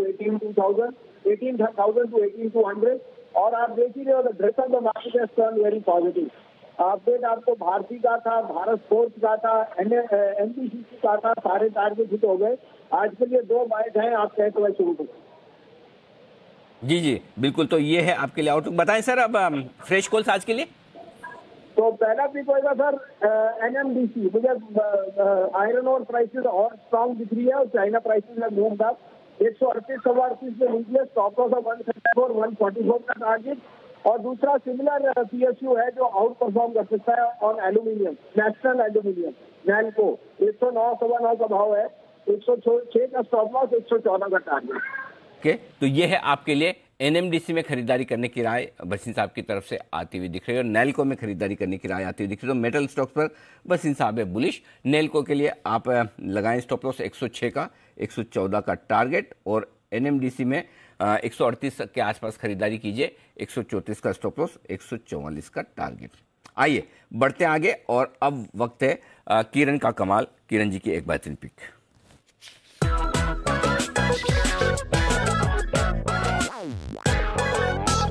बताएं किरण जी। जी टाटा केमी था पर विश्वेश ने ले लिया है, तो मेरा मानना है कि मैं दूसरा स्टॉक ढूंढता हूं, तो उसके लिए वापस एक बार बिल्कुल बजवाइएगा। कोई बात नहीं, बिल्कुल। तो थोड़ी देर में आपसे फिर मुलाकात होगी। इस बीच आशु सर से भी एक बार मुलाकात कर ली जाए, आशु सर से भी एक बार उनका बाजार पर आउटलुक लिया जाए। आशु सर गुड आफ्टरनून, बताएं क्या व्यू बन रहा है सर इस वक्त मार्केट पर। Anil ji, the view is something similar to जो आपने अभी शेयर किया और मैं आपको सुन रहा था। सो अनिल जी, ये वीक है अनिल जी, देखो एक बहुत बड़ी गिरावट आई, उसके बाद बहुत अच्छी शॉर्ट कवरिंग आई, तो अब ये जो तूफान छट गया है। अब अनिल जी जो मैं कल भी बोल रहा था कि अब परसों जब एक्सपायरी के वक्त के अब एक्सपायरी के बाद अब ये इंडेक्स यहाँ पे थम जाएगा, तो अनिल जी इंडेक्स थम गया और कंसोलिडेट हो रहा है। तो ये जो वीक है अनिल जी 18,100 से ऊपर नहीं लगता निफ्टी, मतलब आज लगता था या कल एक बार लगता था स्पाइक मार सकता है, वो स्पाइक नहीं आया 18,000 से ऊपर का। तो बेस्ट केस सिनेरियो 18,100 और at the same time Anil ji 17,500 से टूटता हुआ भी नहीं लगता। तो अनिल जी इस हफ्ते के लिए हमने अपने क्लाइंट्स को एग्रेसिव थीटा स्कैल्पिंग स्ट्रेटजीज दी। 18,300 की कॉल बेचने के लिए, 200 की, 17,300 की पुट, 17,200 की पुट। तो अनिल जी मुझे लगता है कि ये जो इस हफ्ते में है व्यू है कि कंसोलिडेट करेगा। तो अनिल जी कभी कभी कैसा होता है मार्केट में, व्यू होता है, बहुत सारे ट्रेड नहीं होते। तो अनिल जी ये मार्केट ऐसी है कि इस वक्त 17,500 टूटता भी नहीं लगता और 18,100 इसी रेंज में वॉलेटिलिटी बहुत रहेगी, गया आया आया गया लगता रहेगा। लेकिन अगर आप गलत साइड पे बैठ जाएंगे तो वॉलेटिलिटी में आप थोड़ा ट्रेडिंग लॉसेस कर सकते हैं। तो मुझे लगता है कि कभी कभी थोड़ी शांति रखना इंडेक्स वाइज बेटर रहता है। लेकिन अनिल जी जो कंपल्सिव ट्रेडर्स हैं जिनको इंडेक्स में काम करना है वो कुछ भी कर लो, करते रहेंगे। तो आई थिंक उनके लिए मुझे लगेगा कि ये वीक थीटा स्कैल्पिंग का है। Having said that Anil ji 2-3 updates हैं। NTPC Tata power continue delivery करिए बजट तक के लिए। मतलब ये एनटीपीसी तो डार्क हॉर्स हो सकता है और टाटा पावर तो अनिल जी धमाल कर सकता है। और अनिल जी अभी एक ही कॉल है मेरे पास और वो ऑन द लाइंस ऑफ जो सेठी जी ने डिस्कस किया, और उसके लिए अनिल जी जो कॉल है वो एक स्प्रेड है, मैं दे रहा हूँ, वो रिजल्ट के लिए आईटी कंपनी के लिए, आईटी कंपनी का वो है अनिल जी एचसीएल टेक। अनिल जी इसका मैं एक और चीज बता देता हूँ, एचसीएल टेक का पिछली बार भी रिजल्ट आया था तो 1300 के आसपास ही था। 1300 के आसपास हमने कॉल दी थी अनिल जी। वो सुबह 10-15 रुपए ऊपर खुल के मेरे ख्याल 10 मिनट के लिए भी नहीं खुला था और अनिल जी वहां से 1300 का स्टॉक 1100 गया था। तो अनिल जी जैसे वो सचिन तेंदुलकर को अपने सारी डिसमिसल याद रहती है ना, तो मुझे खराब कॉल या जो कॉल में मजा नहीं आया वो जरूर याद रखता हूं, तो शेयर कर रहा हूं। और अनिल जी आपका भी पसंदीदा स्टॉक था और आपने भी सपोर्ट किया था उस वक्त कॉल पे। तो कॉल अनिल जी वो चाहे 2-5 मिनट के लिए हुई थी, लेकिन उसके बाद जो गिरावट देखी, तो इस बार अनिल जी होता है ना कि when you learning from the past. तो अनिल जी एचसीएल टेक को लेना कैसे है, 1280-82 का भाव चल रहा है, इसकी 1250 की कॉल लेनी है Anil ji, deep in the money call लेनी है 1250 की, जिसका भाव चल रहा है 62-63 रुपीज के अराउंड। और 1350 की अनिल जी एक कॉल तो बेचनी है, और अगर थोड़ा सा कोई एग्रेसिव रखना चाहता है, कॉस्ट कम करना चाहता है, तो 2 कॉल बेचते हैं।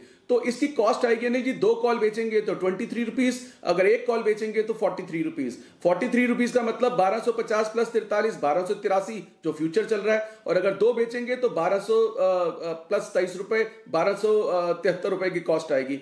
तो अनिल जी ये सेफ कहां तक है, 1450 तक। अगर आप 20 रुपए, 22 रुपए, 23 रुपए की कॉस्ट देते हैं तो 1450 तक एचसीएल टेक सेफ है, और नीचे तो अनिल जी कोई लॉस नहीं होगा। पिछली बार अनिल जी जो रिजल्ट्स में जो लोगों को पसंद नहीं आए थे, उसमें कुछ चीजें जो मिसिंग रह गई थी या जो मतलब एक्सपेक्टेशन से कम आई थी, मुझे लगता है कि वो सारी इस बार पॉजिटिव सरप्राइज करेंगी। तो मैं तो सोचता हूं कि इसमें 50 रुपए की अपमूव भी आ सकती है। लेकिन अनिल जी सिर्फ पिछली बार का जो हादसा है उसको रखते हुए ये स्प्रेड दिया है कि आईटी कंपनीज, और दूसरी चीज अनिल जी आईटी कंपनीज पिछले हफ्ते 10 दिन में करेक्ट भी हो चुकी हैं, लेकिन ये एचसीएल टेक नया हाइज बनाता जा रहा है। बट सिर्फ प्रॉब्लम यही है कि 1300 के आसपास अनिल जो पिछले टॉप के आसपास था वहां से वापस आया था, तो मुझे लगता है स्प्रेड के थ्रू एचसीएल टेक में। बाकी अनिल जी जो पिछले सारी कॉल्स हैं चलते रहने दीजिए। हालांकि रिलायंस एलएनटी खूब उठा पटक कर रहे हैं, और रिलायंस नहीं लो तो लगता है कि क्यों नहीं लिया, और ले लो तो लगता है कि क्यों ले लिया। नहीं लो तो ऐसे लगता है कि 2800 में मैं मिस कर जाऊंगा, और ले लो तो 20 रुपए नीचे आ जाता है। बट आई थिंक रेंज में अनिल जी, क्योंकि इसी वॉलिटिलिटी में जो इंडेक्स की वॉलिटिलिटी में उसमें भी ये जो फ्रंटलाइन स्टॉक्स है चलते रहेंगे, बट रेंज 17,500 18,100। ये वाली फीलिंग तो है ना, कभी जब आप आउट स्टेशन ट्रेन में जाते हैं ना, और कोई ट्रेन रेलवे स्टेशन पे प्लेटफॉर्म पे रुकती है और फिर आपको चाय पीने की बड़ी तलब लगी हो, तो जब तक आप चाय नहीं पीते तब तक आपको लगता है नहीं पी नहीं पी नहीं पी, और जब आप पी लेते हैं तो फिर आपको लगता है क्यों पी क्यों पी क्यों पी। वैसे ही है ना।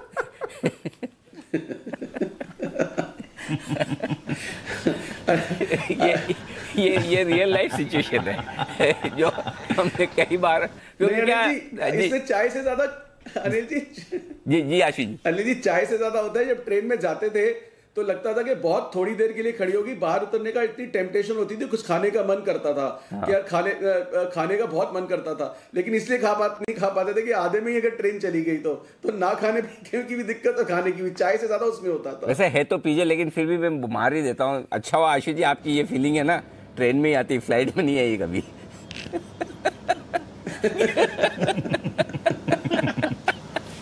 चलिए, तो ये है आपके लिए आशीष सर की तरफ से एचसीएल टेक का कॉल ऑप्शन खरीदारी करने की राय, जहां पर 1250 का एक कॉल ऑप्शन खरीदे, 1350 का एक या 2 बेच दे, जैसे आपकी इच्छा हो वैसी, और 1450 तक रिस्क फ्री है आपके लिए। आइए बढ़ते आगे। कोरोना के चलते देश भर में बड़े प्रतिबंध की वजह से होटल इंडस्ट्री को हुए हैं बड़े नुकसान। किस तरह के नुकसान हुए हैं पीक सीजन में, बता रहे हैं हमें वरुण। क्या डिटेल्स हैं आपके पास? तो अनिल जी, 25 दिसंबर के बाद थोड़ा नुकसान होना शुरू हुआ है। तब तक हालात सब एकदम ठीक चल रहा था। हाँ, हमारे यहाँ तो कल तो मेन तो 25 दिसंबर से 1 जनवरी थे। हाँ, लेकिन अनिल जी उसमें कैंसिलेशंस थोड़े बहुत हो गए। अच्छा। और ये दिक्कत की बात है। जैसे कि कल हमारा रॉयल ऑर्किड का जो मैनेजमेंट आया था, उन्होंने भी कहा था कि जो लोग बच्चों को लेके साथ में जा रहे थे ना, उन्होंने थोड़े बहुत कैंसिलेशन किए हैं। हालांकि जो रेट्स है वहाँ, जैसे कि रॉयल ऑर्किड के मैनेजमेंट ने कल कहा था कि 10 साल के सबसे उच्चतम स्तर पे थे, लेकिन 25 दिसंबर के बाद से थोड़े बहुत कैंसिलेशन जो है वो शुरू हो गए हैं। कुछ ऐसी रिपोर्ट सजेस्ट कर रही है, और इन कैंसिलेशन की वजह से करीब 200 करोड़ रुपए के आसपास का नुकसान जो है अब तक हॉस्पिटैलिटी इंडस्ट्री जो है उनको हो चुका है। ये कैंसिलेशन खासकर जो हुए हैं जो शहरी इलाकों में, खासकर जो होटल्स है या फिर रेस्टोरेंट्स है, वहाँ पे कैंसिलेशन जो है वो हुए हैं, और ऑक्यूपेंसी लेवल जो है वो काफ़ी हद तक कम हुए हैं। 25 दिसंबर से अब तक अगर ऑक्यूपेंसी लेवल को देखेंगे तो करीब 10 से 15% के आसपास की कमी जो है वो ऑक्यूपेंसी और रेट्स में भी देखने मिली है। फुटफॉल्स जो है उसमें भी गिरावट आई है। रिसोर्ट्स और खासकर छुट्टियों के जो लोकेशंस है वहाँ पे ऑक्यूपेंसी जो है वो ज़्यादा गिरी है। वहाँ पे करीब 50% के आसपास जो है वो ऑक्यूपेंसी लेवल में गिरावट आई है। हालांकि रिपोर्ट्स ये भी कह रही है कि भले ऑक्यूपेंसी लेवल में 25 दिसंबर के बाद गिरावट आई हो या फिर रेट्स में गिरावट आई हो, लेकिन Q3 अगर आप देखेंगे तो इससे ज़्यादा फर्क नहीं पड़ेगा। करीब 5 से 10% के आसपास का ही फर्क पड़ेगा, उससे ज़्यादा फर्क नहीं पड़ेगा। वो इसलिए है क्योंकि दिसंबर में और नवंबर में रेट्स इतने ज़्यादा हो गए थे कि उन लेवल से थोड़ी बहुत गिरावट ज़रूर आई है। लेकिन नो डाउट जो प्रतिबंध लगे हैं उसके चलते कैंसिलेशंस हुए हैं, और उसका थोड़ा बहुत खामियाजा जो है वो हॉस्पिटैलिटी इंडस्ट्री को भुगतना पड़ा है। करीब 200 करोड़ के आसपास का नुकसान जो है ये इंडस्ट्री 25 दिसंबर से अब तक झेल चुकी है। ओके, तो 25 दिसंबर के बाद से लेकर अब तक होटल इंडस्ट्री को 200 करोड़ का नुकसान। 200 करोड़ का प्रॉफिट के रेवेन्यू क्या? रेवेन्यू लॉस है। प्रॉफिट नहीं ना? नहीं, प्रॉफिट नहीं, रेवेन्यू लॉस है। मतलब इतना स्ट्रेस में आ गए हमने, 200 करोड़ का सीधा नीचे से बैलेंस शीट में प्रॉफिट से उड़ा दिया। रेवेन्यू लॉस है। हाँ, फिर भी ठीक है, मैनेजेबल है, आराम से। हाँ, क्योंकि हमने इससे खराब टाइम भी देखा हुआ है। करेक्ट। लेकिन ये ध्यान में रखिए, जैसे अब की बार ये सब वापस जो कोरोना कंट्रोल में आया ना, तो ये ओपन अप वाले शेयर ऐसे भागेंगे, हाथ में नहीं आएंगे, देख लेना। सही बात है, लिख के रख लो आप। Delta, Indian hotel, PVR, Indigo, जो आपको समझ में आए, बाकी होटल्स वगैरह, बाकी खाने पीने के गजब के चले। इसकी एक झलक तो हमने देख लिया अभी जब सेकेंड वेव के बाद ओपन अप हुआ तो क्या हुआ। एब्सोल्युटली, उससे भी तगड़े। क्योंकि इस बार जो आएगा ना उसमें एक फर्क है वरुण, एक बड़ा फर्क क्या है इस बार, वो वाला कॉन्फिडेंस। फर्स्ट वेव के बाद सेकंड वेव है तो थोड़ा कॉन्फिडेंस कब खुल रहा है। सेकंड वेव के बाद अब थर्ड वेव के बाद जब ये होगा ना, तो अब की बार और ज्यादा कॉन्फिडेंस, अब की बार परमानेंट खुल रहा है। सही बात है ना? राइट, वो डर ही निकल जाएगा। हाँ, तो इसलिए इस बार ये शेयर और ज्यादा जोर से भागेंगे। तो बस इस पे नजर रखें कि बस एक बार नंबर कंट्रोल में आने लगे, बस उसके बाद सब ठीक हो जाएगा, कोई टेंशन वाली बात है नहीं। आइए, नितिन जी तैयार है निफ्टी के निशानेबाज नितिन मुरार का।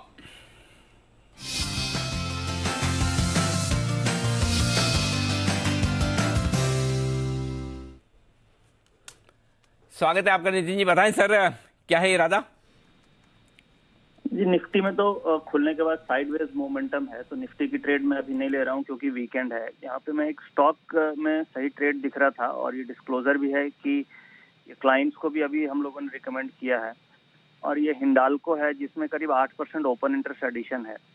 हिंडाल्को 490 की कॉल जो 12 रुपए के आसपास मिलती है, हमें ये लेनी चाहिए।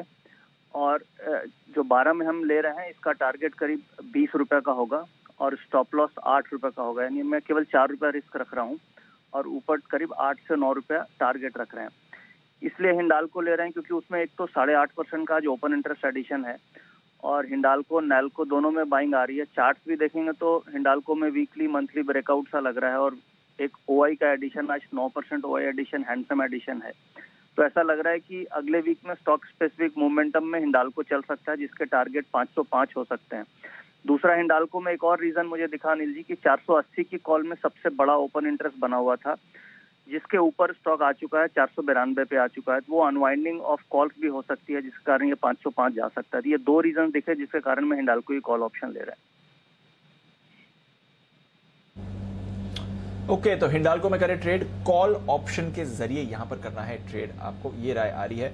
और हिंडाल्को की बात निकली है, नैल्को की बात निकली है, तो एक बार जरा एल्यूमिनियम के प्राइसेस पर देख लीजिए। जो जनवरी कॉन्ट्रैक्ट है एल्यूमिनियम का वो 1% ऊपर है, जो फरवरी का कॉन्ट्रैक्ट है एल्यूमिनियम का वो करीब 1.5% ऊपर ट्रेड करते हुए दिख रहा है। तो एल्यूमिनियम के प्राइसेस में ग्लोबली एक बड़ी रैली आपको आती हुई दिख रही है। बेस्ट परफॉर्मिंग बेस मेटल है पिछले कुछ दिनों का और उसका रिफ्लेक्शन आपको हिंडाल्को नेल्को पे आते हुए दिख रहा है। तो हमारे एक्सपर्ट्स के रेडार पर ये दोनों काउंटर्स हैं। आइए चलते हैं किरण जी के पास। शुक्रिया नितिन जी अपनी कॉल देने के लिए। चलते हैं किरण जी के पास। किरण का कमाल।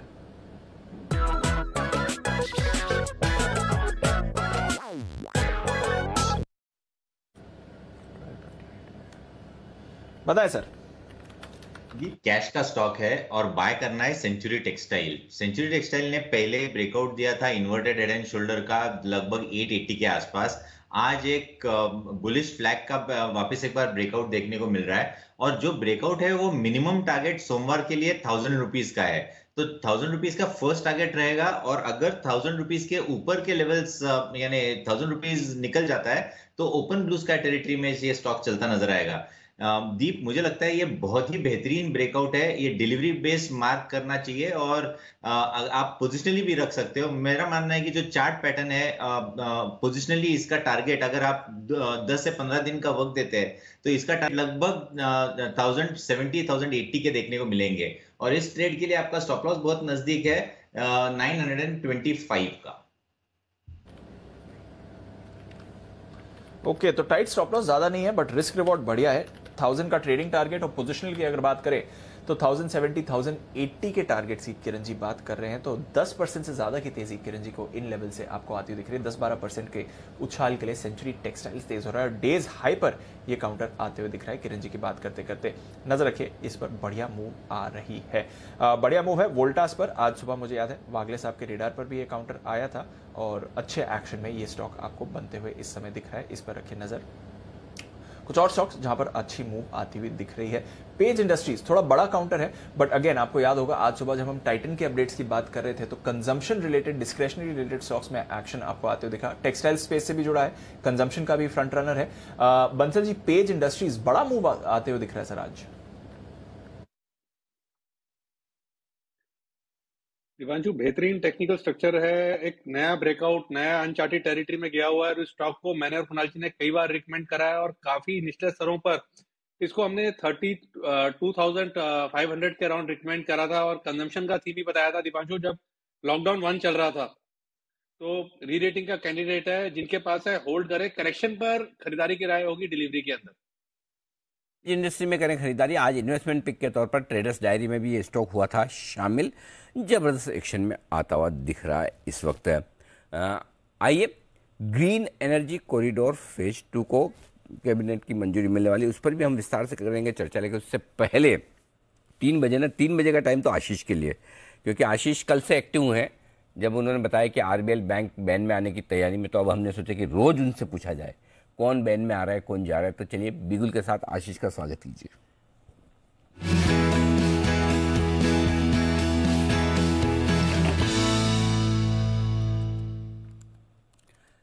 बताएं आशीष, आरबीएल बैंक बैन में बना रहेगा कि बाहर आएगा? बना ही रहेगा अनिल सर। अभी जो एंट्री तो फिलहाल ही हुई है तो 103% है। स्टॉक तो थोड़ा रिजिड है, जल्दी निकलेगा नहीं। पोजीशंस कम ही नहीं हुई है, 103% है। लेकिन सर सरप्राइज है, एंट्री होने जा रही है डेल्टा कॉप की और इनफैक्ट मुझे लग रहा था थोड़ी देर पहले तक ये स्टॉक नहीं आ पाएगा, लेकिन जब से 95% के आंकड़े को क्रॉस किया, लगातार इसको वॉच कर रहा हूं मैं और थोड़ी कुछ मिनटों पहले 97 से सीधे 100% हो गई, 101% हो गई है डेल्टा कॉप की पोजीशन। डेल्टा कॉप बैन में आ रहा है, लिस्ट लगातार रोज थोड़ी थोड़ी बढ़ती जाएगी। अब आरबीएल बैंक में बना रहेगा सर, डेल्टा कॉप की एंट्री हो रही है। Oh interesting, Delta Corp ban में आ रहा है। ओके, तो आशीष सर तो ये कहेंगे डिलीवरी देके बैठ जाओ, लेकिन जिन लोगों की ट्रेडिंग की पोजीशन है विश्वेश जी, वो रखें या फिर एक बार बुक करें लॉन्ग पोजीशन वालों के लिए? उनके लिए क्या राय है ये आप जरा आप चार्ट्स पे और डेटा में देख के रखिए। तब तक जल्दी से, जो आशीष ने बताया कि आरबीएल बैंक बैन में है, ये थोड़ा रिजिड स्टॉक है ना? क्या है रिजिड? कौन सा स्टॉक है सर? जिद्दी है एकदम, ये निकलता नहीं है जल्दी। अच्छा जिद्दी, और क्या शब्द इसके लिए यूज कर सकते हैं जिद्दी के अलावा? रिजिड के लिए और कोई शब्द किसी के ध्यान में? नहीं तो मदद ले लें, कुणाल जी वगैरह को तो पता हो गई कोई इससे बढ़िया शब्द। जिद तो दोनों तरह की होती है, जिद तो मतलब अच्छी वाली भी होती है, अच्छा काम करने की भी जिद होती है। कुणाल जी ढीठ चलेगा? ढीठ ढीठ अनिल जी, मेरे मन में भी ढीठ आया था अनिल जी। जी आशीष सर भी कुछ कह रहे हैं। जी आशीष सर। अनिल जी, आपके अभी जो ओपनिंग अप थीम की बात कर रहे थे और आप डेल्टा की बात कर रहे हैं, अनिल जी इसमें सबसे इंपॉर्टेंट चीज इनके फेवर में है कि Anil ji opening up theme तो ओपन होता है, लेकिन डोमेस्टिक ओपन होता है, इंटरनेशनल बंद है। तो domestic travel, domestic hotel industry, domestic card और ये गोवा, अनिल जी जब तक अगले 2 साल तक मतलब यहाँ सब ठीक भी हो जाएगा, इंटरनेशनल ट्रैवल अगले 2 साल तक जब तक पता नहीं कब तक रहता है, तो इतना बड़ा बेनिफिट है डोमेस्टिक इंडस्ट्री को। तो Anil ji opening up theme को तो छोड़ना ही नहीं है। नॉट जस्ट कि ओमिक्रॉन कम होने से इसमें तेजी आती है या वायरस कम होने से एकदम रिवेंज बाइंग या रिवेंज हॉलीडेज होती हैं, क्योंकि और कहीं हो नहीं सकती। अनिल जी सबसे जो फेवरेट डेस्टिनेशंस होती थी, जो सारे ट्रिप्स जाते थे कॉन्टेस्ट होके, Thailand, Tashkent, South East Asia, Anil ji मतलब दुबई तो खैर खुला हुआ है। अभी आजकल अनिल जी जो बाहर की डेस्टिनेशन है सिर्फ मालदीव्स की, और आपने देखा होगा इंस्टाग्राम पे सारे सेलेब्स वहां पे जा रहे हैं। तो अनिल जी बाहर जाने का भी कोई स्कोप नहीं है, इसलिए ये ओपनिंग अप थीम इतना स्ट्रांग है। और दूसरी चीज अनिल जी डेल्टा आरबीएल और डेल्टा में फर्क है। आरबीएल घटने के बाद बैन में आया है तो ऊपर का सब फंसा है, डेल्टा में नीचे से ऊपर की मूव आई है, उसके बाद अगर बैन में जाता है तो अनिल जी स्ट्रांग हैंड्स ने लिया है। तो डेल्टा में तो अनिल जी मैं ओवरऑल कह रहा हूं कि बिल्कुल पॉजिटिव हूं। ओपनिंग अप के ना करने के चक्कर में ऐसी न्यूज आती रहेंगी जिसमें थोड़ा वो डिप आएगा।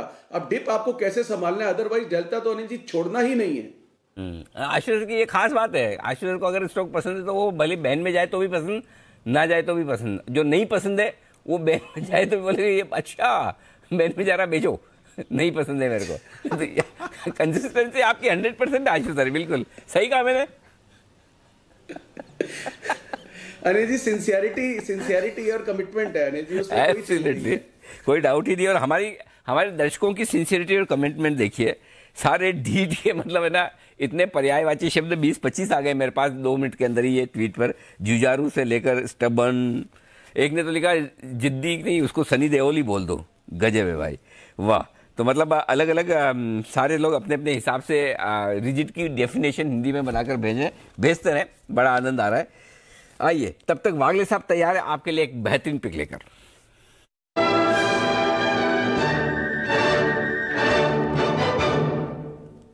जी वागले साहब बताएं। अनिल जी बीटीएसटी कॉल है, हमने क्लाइंट्स को अभी 5 मिनट पहले दिया है 801 रुपए नीचे। स्टॉक का नाम है हिंडाल्को, एक क्लियर कट बड़ा वाला ब्रेकआउट है 490, 350, 494 के भाव से बाय करें। 491 का आपका स्टॉप लॉस होना चाहिए और मुझे ये 510 तक जाते हुए दिखता है। अगर मंडे को नहीं हुआ, मंडे के आफ्टरनून तक तो हो ही जाना चाहिए। ओके, तो 510 के टारगेट के लिए खरीदारी करनी है हिंडाल्को। इस पर अभी थोड़ी देर पहले नितिन जी ने भी कॉल ऑप्शन के जरिए ट्रेड करने की राय दी थी। नाल्को भसीन साहब को भी पसंद आया और चार्ट कॉर्नर का भी पिक था। तो हिंडाल्को नाल्को दोनों में आपको एक बढ़िया मूव आती हुई दिख रही है। एक्शन इन सारे काउंटर्स में आपको बनते हुए दिखेगा। आइए कुछ और स्टॉक्स जिनमें एक्शन आपको बनते हुए दिख रहा है उस पर ही डालते हैं नजर। सुबह हम बात भी कर रहे थे जुबिलेंट फूड की, उसमें एक जबरदस्त एक स्पाइक आया। थोड़ी देर में इस पर एक सुमित जी से चार्ट चेक भी लेंगे, पर उससे पहले चार्ट कॉर्नर आपके लिए है तैयार राकेश जी कुणाल जी की तरफ से।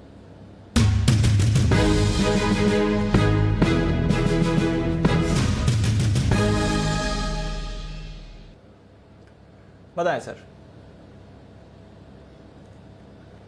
दीपांशु, हमारा चार्ट कॉर्नर पिक है max financial services limited, MFSL हमारा चार्ट कॉर्नर पिक है। इसके अंदर एक पॉजिटिव क्रॉसओवर बोथ लीडिंग और लैगिंग इंडिकेटर्स पे देखने को मिल रहा है और कुणाल जी के जो ट्रायंगुलर पैटर्न होते हैं उसमें से भी ब्रेकआउट है। ओवर टू कुणाल जी। देखिए एक जबरदस्त चार्ट फॉर्मेशन यहां पर है, ब्रेकआउट आता हुआ चार्ट पर नजर आ रहा है। बहुत समय बाद इसमें इस तरह का फॉर्मेशन बना है, काफी समय बाद मैं और राकेश जी MFSL पर खरीदारी की राय दे रहे हैं। तो इन स्तरों पर बाय करके चलने की हमारी राय है। स्टॉप लॉस रख लें 1022 पर, 1022 का स्टॉप लॉस रखें। पहला टारगेट होगा 1070 का, इवेंचुअल टारगेट 1100 रुपए का, 1100 तक जाना चाहिए MFSL पर खरीदारी की राय। ओके, तो 1070 के टारगेट और फिर 1100 के टारगेट्स के लिए MFSL, इस पर करनी है खरीदारी। और आपका पूरा योगदान इस कॉल पर दे रहे हैं विश्वेश जी भी। विश्वेश जी बताएं आपके क्या लेवल्स रहेंगे MFSL के लिए? मेरे हिसाब से काफ़ी अच्छा ब्रेकआउट है। टेक्निकली तो आई थिंक कुणाल जी, राकेश जी ने बता दिया है, बट डेरिवेटिव्स वाइज अगर देखेंगे तो 1020 की कॉल में जो सिग्निफिकेंट ओआई है मुझे लगता है ट्रैप हो सकता है। और ये दीपांशु पिछले 3 से 4 महीने का साइडवेज कंसोलिडेशन ब्रेक कर रहा है, तो मुझे लगता है 1070 तो इनिशियल टारगेट्स होने चाहिए, बट 1100 तक भी जा सकता है। तो यहाँ पे एक्सट्रीमली पॉजिटिव रिस्क रिवॉर्ड है और मुझे लगता है कि खरीदारी डेफिनेटली करके जाना चाहिए। 1100 का टारगेट है, 1000 का स्टॉप लॉस रहेगा। ओके, तो क्लीन लेवल्स 1100 का टारगेट, 1000 का स्टॉप लॉस, 103738 के लेवल्स पर आपको ये इस समय मिल रहा है। मैक्स फाइनेंशियल, विश्वेश जी और राकेश जी, कुणाल जी को पसंद, बट पसंद बाजार को एक और स्पेस आ रही है, वो है पूरी की पूरी पावर स्पेस। टाटा पावर पर तो पिछले हफ्ते अनिल जी ने कहा ही कि इस साल के लिए इस स्टॉक पर आपको रखनी है नजर, बट कुछ इंपॉर्टेंट डेवलपमेंट हुए हैं चुनिंदा पावर कंपनीज के लिए, स्पेशली जो ग्रीन एनर्जी में इन्वॉल्व हैं, जो काफी बड़े हो सकते हैं आगे जाकर। तो आइए जानते हैं इनके बारे में कुशल के साथ। कुशल, बताइए क्या खबर लेकर आए हैं आप? देखिए, यहाँ पर काफ़ी important development green energy corridor के लिए होती है। देखिए, जो कि इनका फेज 2 है, उसमें सरकार जो है 12,000 करोड़ रुपए के खर्च को मंजूरी दे दिया है। इसका कैबिनेट में इस चीज़ पर फैसला लिया गया था। इससे काफ़ी सारी कंपनियां जो कि रिन्यूएबल एनर्जी में है उनको फायदा होता हुआ दिखेगा।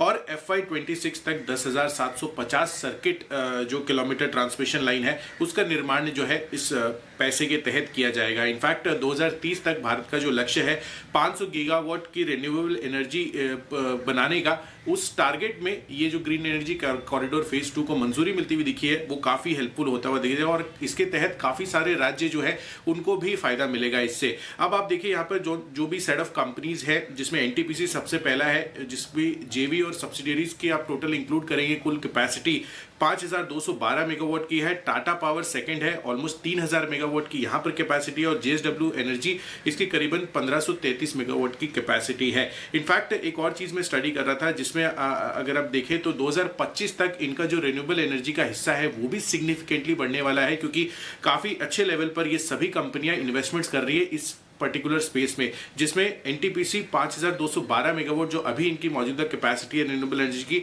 वो 2025 तक ऑलमोस्ट 23,000 मेगावाट हो जाएगा। यानी कि अभी से 4.5 गुना आपको ये रिन्यूएबल एनर्जी इनकी बढ़ती हुई नजर आएगी कैपेसिटी वाइज। टाटा पावर 30% है, वो बढ़कर 60% हो जाएगी, और जेएसडब्ल्यू एनर्जी यहाँ पर 30% अभी इनकी कैपेसिटी है, वो अब आगे चलकर 2025 तक 68% हो जाएगी। तो आगे के लिए भी जितनी भी कंपनियां हैं लगातार रिन्यूएबल एनर्जी पर फोकस कर रही है और वहीं पर अपनी इन्वेस्टमेंट बढ़ा रही है। बिल्कुल, वहीं पर अपनी इन्वेस्टमेंट बढ़ा रही हैं और इन सभी काउंटर्स पर रखनी है नजर। पिछले हफ्ते ही टाटा पावर आई थिंक 217 के करीब अनिल जी के रेडार पर आया था ये काउंटर, वहां से अच्छी मूव है। आशीष केलकर साहब ने स्पेशल पिक के तौर पर अभी कुछ ही दिन पहले इस पर रिकमेंडेशन दी थी।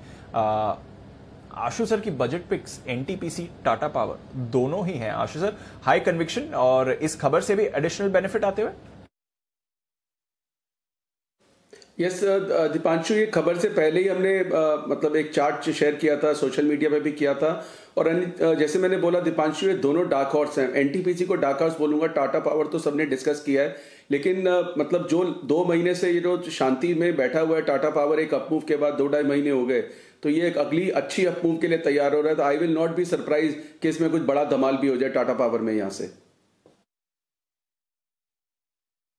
बिल्कुल, तो टाटा पावर इसमें एक बड़ा कमाल हो सकता है। जेएसडब्ल्यू एनर्जी, माइंड यू, इस पर भी हमारा कन्विक्शन रहा है और कई बार इस स्टॉक के बारे में अनिल जी ने आपसे बात भी करी, मैनेजमेंट भी से भी हमने इंटरव्यू किया था। एसआईपी स्टॉक था 150 के लेवल से, वहां से तो 300 प्लस के भी लेवल्स इसने दिखाए ही हैं। एक बार जरा चार्ट चेक भी ले लें किरण जी, जेएसडब्ल्यू एनर्जी, जरा इस पर भी अपनी राय दे दें sir. Deep trade to trade में ट्रेड कर रहा है और इसलिए थोड़ा सा वॉल्यूम्स कम है, पर इसमें जो नेक्स्ट लेवल है वो बाय करके चलना चाहिए पहली बात। पर बाय करना है 313-315 के ऊपर, इसके ऊपर के क्लोजिंग पे, उसके बाद एक अच्छी मोमेंटम स्टॉक में देखने को मिलेगी। मुझे लगता है एक बार ये लेवल्स क्रॉस कर दे तो 345 पहला रहेगा, दूसरा 380 के लेवल्स रहेंगे, ये टारगेट्स मान के चलने चाहिए। ओके, तो यह है आपके लिए जेएसडब्ल्यू एनर्जी। जबरदस्त तेजी में आया है और अब थोड़ा थम गया है, बट आगे भी अच्छे एक्शन दिखा सकता है। आइए, वक्त है स्वागत करने का जय ठक्कर का कैश का ऑप्शन। कभी कभी खुशी के लिए कुछ ज्यादा नहीं, एक अनजान दोस्त ही काफी है। एबिक्स कैश हर खुशी के लिए काफी है।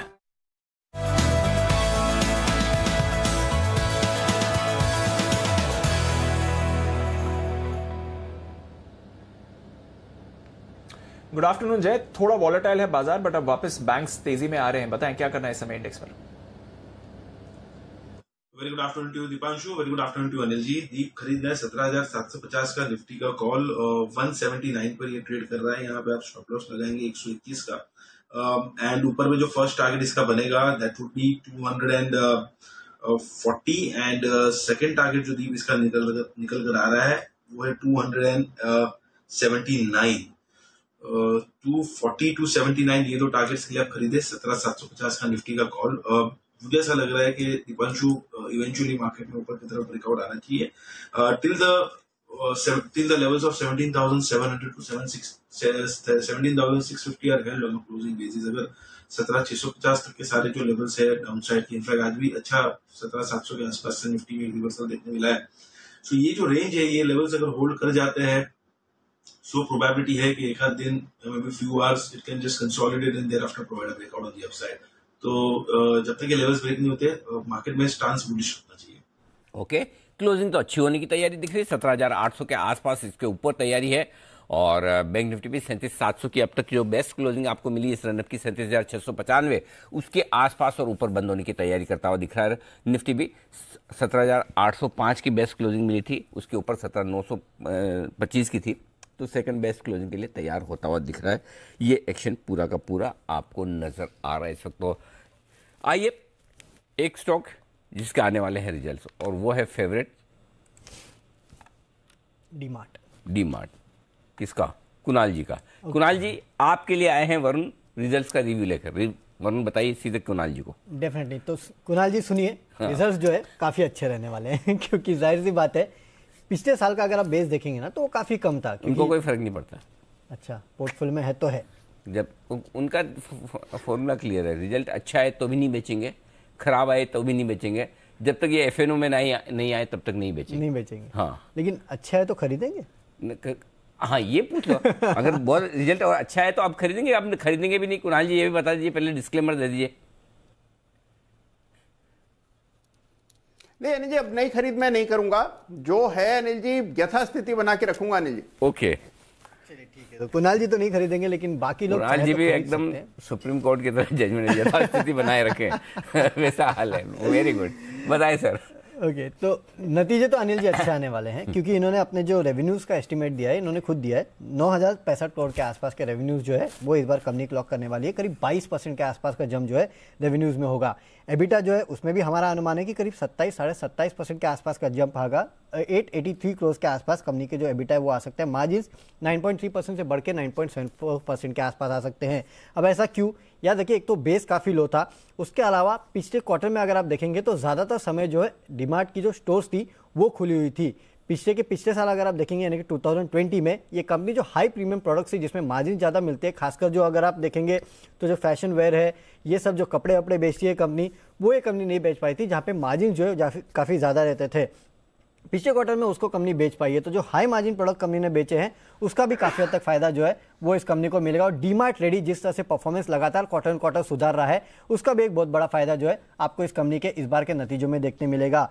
प्रॉफिट जो है करीब 27-27.5% बढ़ेगा, 600 करोड़ के आसपास ही आने वाला है। तो साल दर साल नतीजे काफ़ी ठीक ठाक रहेंगे, अच्छे रहेंगे। इनफैक्ट क्वार्टर हो सकता है कि थोड़ा बहुत आपको प्रेशर देखने मिले, क्योंकि देखिए ईयर एंड था तो काफ़ी हद तक डिस्काउंट जो है वो भी कंपनी ने दिए हैं, और काफ़ी सारे रॉ मटेरियल जो है, हालांकि ये खुद तो कुछ बनाते नहीं है, लेकिन जो भी बेचते हैं उसमें कॉस्ट जो बढ़ी थी उसका थोड़ा बहुत इंपैक्ट जो है कंपनी पे अगर हो सकता है तो होगा। लेकिन साल दर साल नतीजे अच्छे रहेंगे। क्वार्टर देखना होगा दिक्कतें होती है तो किस लेवल तक होती है। ओके, तो ये है आपके लिए डीमार्ट के चार्ट्स आप ही बताइए सर। कुणाल जी, नतीजों के पहले कोई एक्शन? अरे जी देखिए, कई दिनों से हम देख रहे हैं कि बहुत सुस्ती है इसमें, जहां हम देख रहे हैं कि ट्रेंड में तेजी बन रही है और भी तमाम शेयर्स में मोमेंटम बना है, लेकिन डीमार्ट बिल्कुल ही नैरो रेंज में कंसोलिडेट कर रहा है। तो मुझे लगता है कि शायद इन नतीजों के बाद जाग जाए और आपको अपसाइड बनता हुआ दिखे, जिसमें 5400 के लेवल्स ऊपर की तरफ मुझे लगता है कि आते हुए दिखेंगे। तो डिस्क्लेमर तो अनिल जी है ही कि मेरा ही निजी निवेश है, लेकिन जिन्होंने शॉर्ट टर्म ट्रेडिंग करनी है मुझे लगता है थोड़ा इंतजार करें, ब्रेकआउट आने दें। ब्रेकआउट अगर ये स्टॉक 5,000 रुपए के लेवल्स दिखा सकता है, अगर इसमें 4800 के ऊपर ब्रेकआउट आता हुआ दिखे तो फिलहाल वेट एंड वॉच करें। 4800 के ब्रेकआउट के ऊपर खरीदें। पहला टारगेट 5,000 होगा, दूसरा टारगेट 5400 होगा। ओके, तो 5,000 और 5400 के लेवल्स आ सकते हैं, पर पहले 4800 के ऊपर इसको जाना पड़ेगा, तभी मूव आएगा। अब देखते हैं नतीजों के बाद क्या मूव आती है कि नहीं। कल आएंगे नतीजे, यानी कि मंडे को आप इस पर देखेंगे रिएक्शन। पर आइए तब तक किरण जी के कॉल है तैयार और जानते हैं उनसे किरण का कमाल।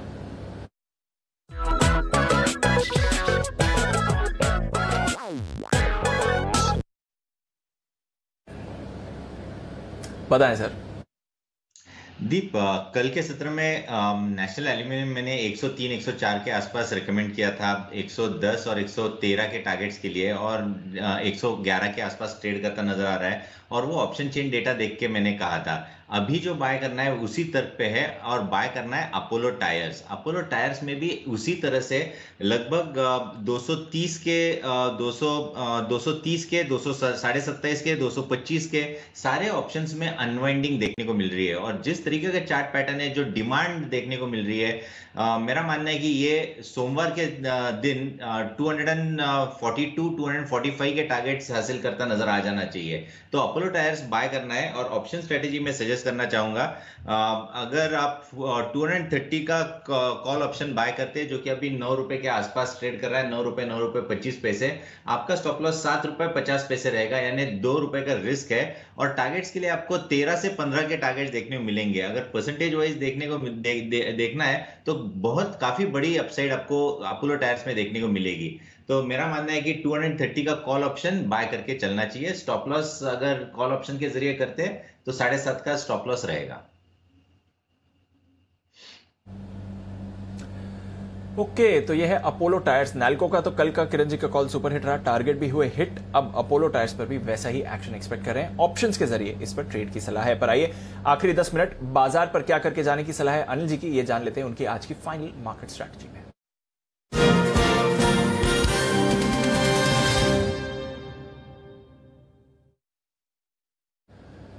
सर, अच्छी बात है कि हमारे बाजार फिर से रिकवर होकर अच्छे एक्शन में हैं। डाउ फ्यूचर्स 50 अंक ऊपर हैं, नैस्डैक फ्यूचर्स थोड़ी देर पहले 1/4% नीचे थे, अब रिकवर होकर पॉजिटिव टेरिटरी में आ गए हैं। यूरोप के बाजार भी सुस्ती के बाद अब एक्शन में आ रहे हैं, यूके के बाजार तो बल्कि पॉजिटिव ही हो गए हैं, फ्रांस और जर्मनी भी पॉजिटिव होने की तैयारी दिखा रहे हैं। सर, तो ग्लोबल मार्केट्स में हल्की रिकवरी है, हमारे बाजारों में अच्छा एक्शन है, क्या करके जाना है सर? तेजी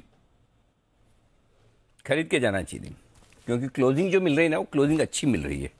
और एक बाजार को जो हल्का होकर करेक्शन देना था वो भी कंप्लीट कर चुका है। पुट कॉल रेशियो मेरा लाइटर नोट पर आ चुका है। रिस्क एक ही है कि अगर ग्लोबल मार्केट्स में कुछ हो गया तो, जो कि आजकल थोड़े से ऊपर नीचे जाना है, तो वो रिस्क आपको समझ के करना है। बाकी अगर ट्रेड लेके जाना है लॉन्ग या शॉर्ट साइड में से, एक तो वो लॉन्ग साइड पर होना चाहिए। और उसकी वजह है कि 17,800 के ऊपर आपको आज फिर से क्लोजिंग मिल रही है, और बैंक निफ्टी पे 37,700 के ऊपर क्लोजिंग मिल रही है। तो मेरे ख्याल से क्लोजिंग के लिहाज से आप अच्छे बंद हो रहे हैं, तो कल के लिए यहाँ से अपसाइड बनती है। 17,925 950 की रेंज तक निफ्टी की अपसाइड दिखती है, उसके बियॉन्ड आगे देखेंगे। वापस से 38,000 38,200 की रेंज में बैंक निफ्टी की अपसाइड दिखती है। तो उस लिहाज से मुझे लगता है कि आप लॉन्ग पोजिशन बनाकर जा सकते हैं जी। ओके, तो तेजी करके जाइए, ये अनिल जी की तरफ से क्लियर स्ट्रैटेजी है। और जैसा कल भी अनिल जी ने कहा था, क्लोजिंग इंपॉर्टेंट है। कल इंपॉर्टेंट लेवल्स के करीब क्लोजिंग हुई, आज उन लेवल्स के ऊपर क्लोजिंग होने की तैयारी है, तो बाजार का मूड माहौल अच्छा बना रहेगा। आइए जय की तरफ से एक जैकपॉट कॉल।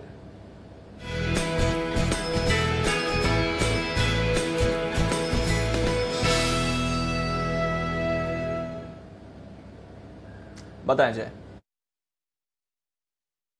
जी दीप, खरीदे यूपीएल का 790 का कॉल 21 रुपए 80 पैसे में ट्रेड कर रहा है, इसको खरीद कर चलना है। 790 का call which is almost at the money strike है। और इसका जो टारगेट ऊपर में दीपांशु बन रहा है, दैट वुड बी 32 एंड 38। 32 और 38 ये दो टारगेट्स के लिए इसको खरीद कर चलना है। यहाँ पे आपको स्टॉप लॉस नीचे में प्लेस करना होगा 15 पर, 15 रुपए के आसपास आप स्टॉप लॉस प्लेस कीजिए।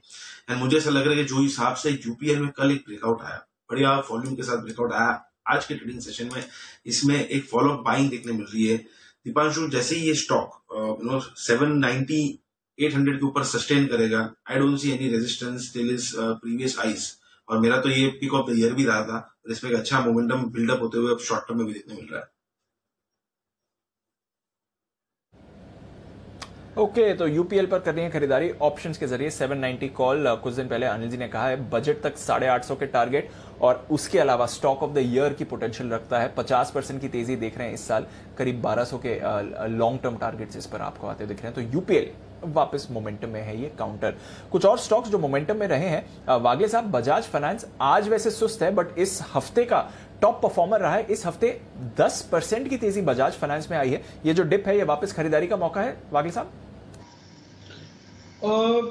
बिल्कुल, शायद थोड़ा सा नीचे मिल सकता है, नियरिंग 75-80 वगैरह, बट बाइंग अपॉर्चुनिटी है। मुझे लगता है ये स्टॉक 8000 के आसपास जाना चाहिए, मे बी 3-4 दिनों में, मे बी 5 से 6 दिनों में, लेकिन इसमें मोमेंटम अभी भी बरकरार है। आज का एक साइडवेज मूव है, बाय करके चलना चाहिए। आपका स्टॉप लॉस 7500 का होना चाहिए।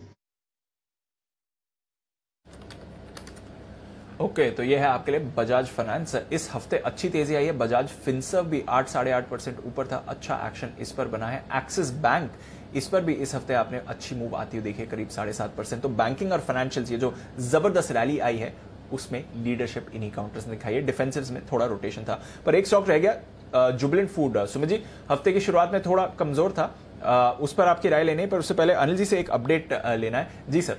नहीं दीप, आप बैंक की बात कर रहे थे, तो बैंक पे एक चीज पे मेरी नजर पड़ी। अभी ये भी एक बैंक पे रिपोर्ट आई है सेंट्रम ब्रोकिंग की, जो आमतौर पर हम डिस्कस कम करते हैं, तो बैंक भी कम डिस्कस किया जाता है। सिटी यूनियन बैंक जो एफएनओ में है, लेकिन उस पर रिपोर्ट आई है, उसका टारगेट जो है 225 रुपए का है। 140 रुपए का स्टॉक है, उनका टारगेट 225 रुपए का आया है सिटी यूनियन बैंक पे। तो ये एक इंटरेस्टिंग रिपोर्ट आई है। तो मैंने सोचा कि जब बैंक का आप जिक्र कर रहे हो, जो बैंक एक्शन में आते दिख रहे हैं, उनमें से ये भी एक बैंक है जहां पर एक अभी एक रिपोर्ट आई है सेंट्रल ब्रोकिंग की तरफ से। तो ढेर सारे स्टॉक्स हैं, ढेर सारे बैंक्स हैं जहां पर आता हुआ दिख रहा है यहाँ पर। ओके, इस बीच सुमित जी भी तैयार है अपने बिगुल के लिए, तो सुमित जी के पास चलते हैं, फिर इस पर करेंगे चर्चा। सुमित का सुपरहिट।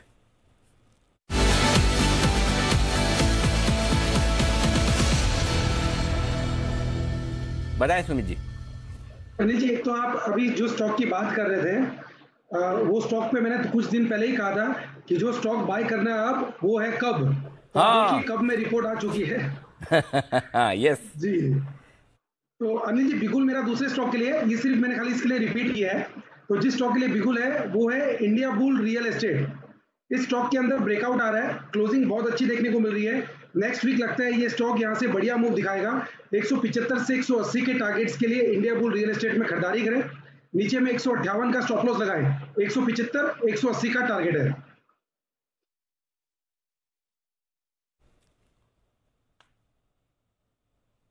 ओके, तो इंडिया बुल्स रियल एस्टेट में खरीदारी करने की राय 158 रुपए के स्टॉप लॉस के साथ 175 180 आज लॉन्ग टर्म पिक के तौर पर। जय, आप ही ने दिया था सुबह एसपीएल मिड कैप्स में इंडिया बुल्स रियल एस्टेट। बिल्कुल अनिल जी, यस अनिल जी, बिल्कुल इंडिया बुल रियल एस्टेट मैंने ही रेकमेंड किया। बिल्कुल, हमारा भी 250 रुपए का लॉन्ग टर्म टारगेट इंटैक्ट है इस स्टॉक में। ये तो आपके पोर्टफोलियो में होना ही चाहिए। धीरे धीरे करके वापस से मजबूती की तरफ बढ़ता हुआ आपको नजर आएगा इंडिया बुल्स रियल एस्टेट। एक और स्टॉक है जिसपे आज सुबह काफी बाय कॉल्स आए थे, बिरला सॉफ्ट। शुभम जी ने दिया था, सिमी जी ने नहीं, सिमी जी ने दिया था शायद, सिमी जी, वागले साहब, सिमी जी का था, वागले साहब का था, और भी हमारे दूसरे एक्सपर्ट्स का। वागले साहब 3% ऊपर बंद हो रहा है, बीटीएसटी के लिए सही कैंडिडेट है बिरला सॉफ्ट। अनिल जी, पोजिशनल में ज्यादा बेटर है, बीटीएसटी के लिए भी सही है, लेकिन पोजिशनल में अगर आप 3 से 4 दिन का व्यू लेते हो तो मुझे सरप्राइज नहीं होगा ये 615 620 जाएगा। बीटीएसटी में आपको 5 से 7-8 रुपए मिल सकते हैं, लेकिन इसमें 615-20 तक का पोजिशनल व्यू है, और इसके लिए स्टॉप लॉस 560 का होना चाहिए। ओके, तो ये है आपके लिए इंडिया बुल्स रियल एस्टेट, इस पर रखनी है नजर, और इसके साथ ही रखनी है नजर बिरला सॉफ्ट जो अच्छे एक्शन में है। कुछ बेहतरीन कॉल्स आती है दिख रही है। सिटी यूनियन बैंक, इस पर भी अच्छा एक्शन है, और किरण जी की अपोलो टायर्स, उसमें एक और फ्रेश मूव आपको आती हुई दिख रही है। इवेंटफुल डे रहा है, इंटरेस्टिंग डे रहा है। कल की सुस्ती के बाद आज बाजार ने अच्छी रिकवरी दिखाई है। हालांकि डेज हाई से थोड़ा नीचे बंद हो रहे हैं, बट फिर भी ट्रेडर्स के लिए अच्छा मौका दोनों तरफ के आज बाजार में दिखा है। और अच्छी बात, जैसा अनिल जी कह रहे थे, इंपॉर्टेंट लेवल्स के ऊपर बाजार क्लोज होने के लिए है तैयार। किसने लीड करी है आज? ग्रासिम, ओएनजीसी, हिंडाल्को, ये थे टॉप गेनर्स। एचडीएफसी लाइफ कुछ अपडेट्स आते हुए दिखे थे, उसको बाजार ने पसंद किया। श्री सीमेंट्स, बल्कि बाकी सीमेंट स्टॉक्स में भी अच्छी तेजी थी। Asian Paints, Britannia, Tata consumer, Coal India, UltraTech, TCS, IOC, Nestle, Wipro, HUL, इन सभी दिग्गजों ने बाजार का सहारा दिया। हल्की सुस्ती Bajaj finance, Bajaj Finserv, LNT, MNM, साथ ही एचडीएफसी, सिप्ला, डॉक्टर रेड्डीज और बजाज ऑटो में। आईटीसी भी एकदम सपाट आपको बंद होते दिखा, तो कुछ ज्यादा पार्टिसिपेशन इन स्टॉक से आपको नहीं दिखा। बट सीमेंट स्टॉक्स, जैसे मैं कह रहा था, इंडिया सीमेंट्स, ये ब्रेकआउट अभी थोड़ी देर पहले हमसे मिस हो गया। 15% की मूव आपको इंडिया सीमेंट्स में आती हुई दिख रही है, तो बड़ा एक्शन इंडिया सीमेंट्स ने आज आपको दिखाया।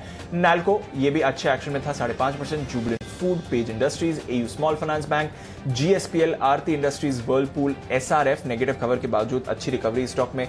पिडिलाइट, बिरला सॉफ्ट, दालमिया भारत, रैमको सीमेंट और अंबुजा सीमेंट। तो सीमेंट स्टॉक्स पर रखिए नजर। आज अच्छी रिकवरी आई, मिड कैप आईटी अच्छी रिकवरी आई, कुछ फाइनेंशियल स्टॉक्स में भी आपको अच्छा एक्शन दिखा, और चुनिंदा मेटल्स, स्पेशली एल्यूमिनियम से जुड़े स्टॉक्स जो थे वहां पर तेजी बनी। पर जीएमआर इंफ्रा, यहां पर है गिरावट।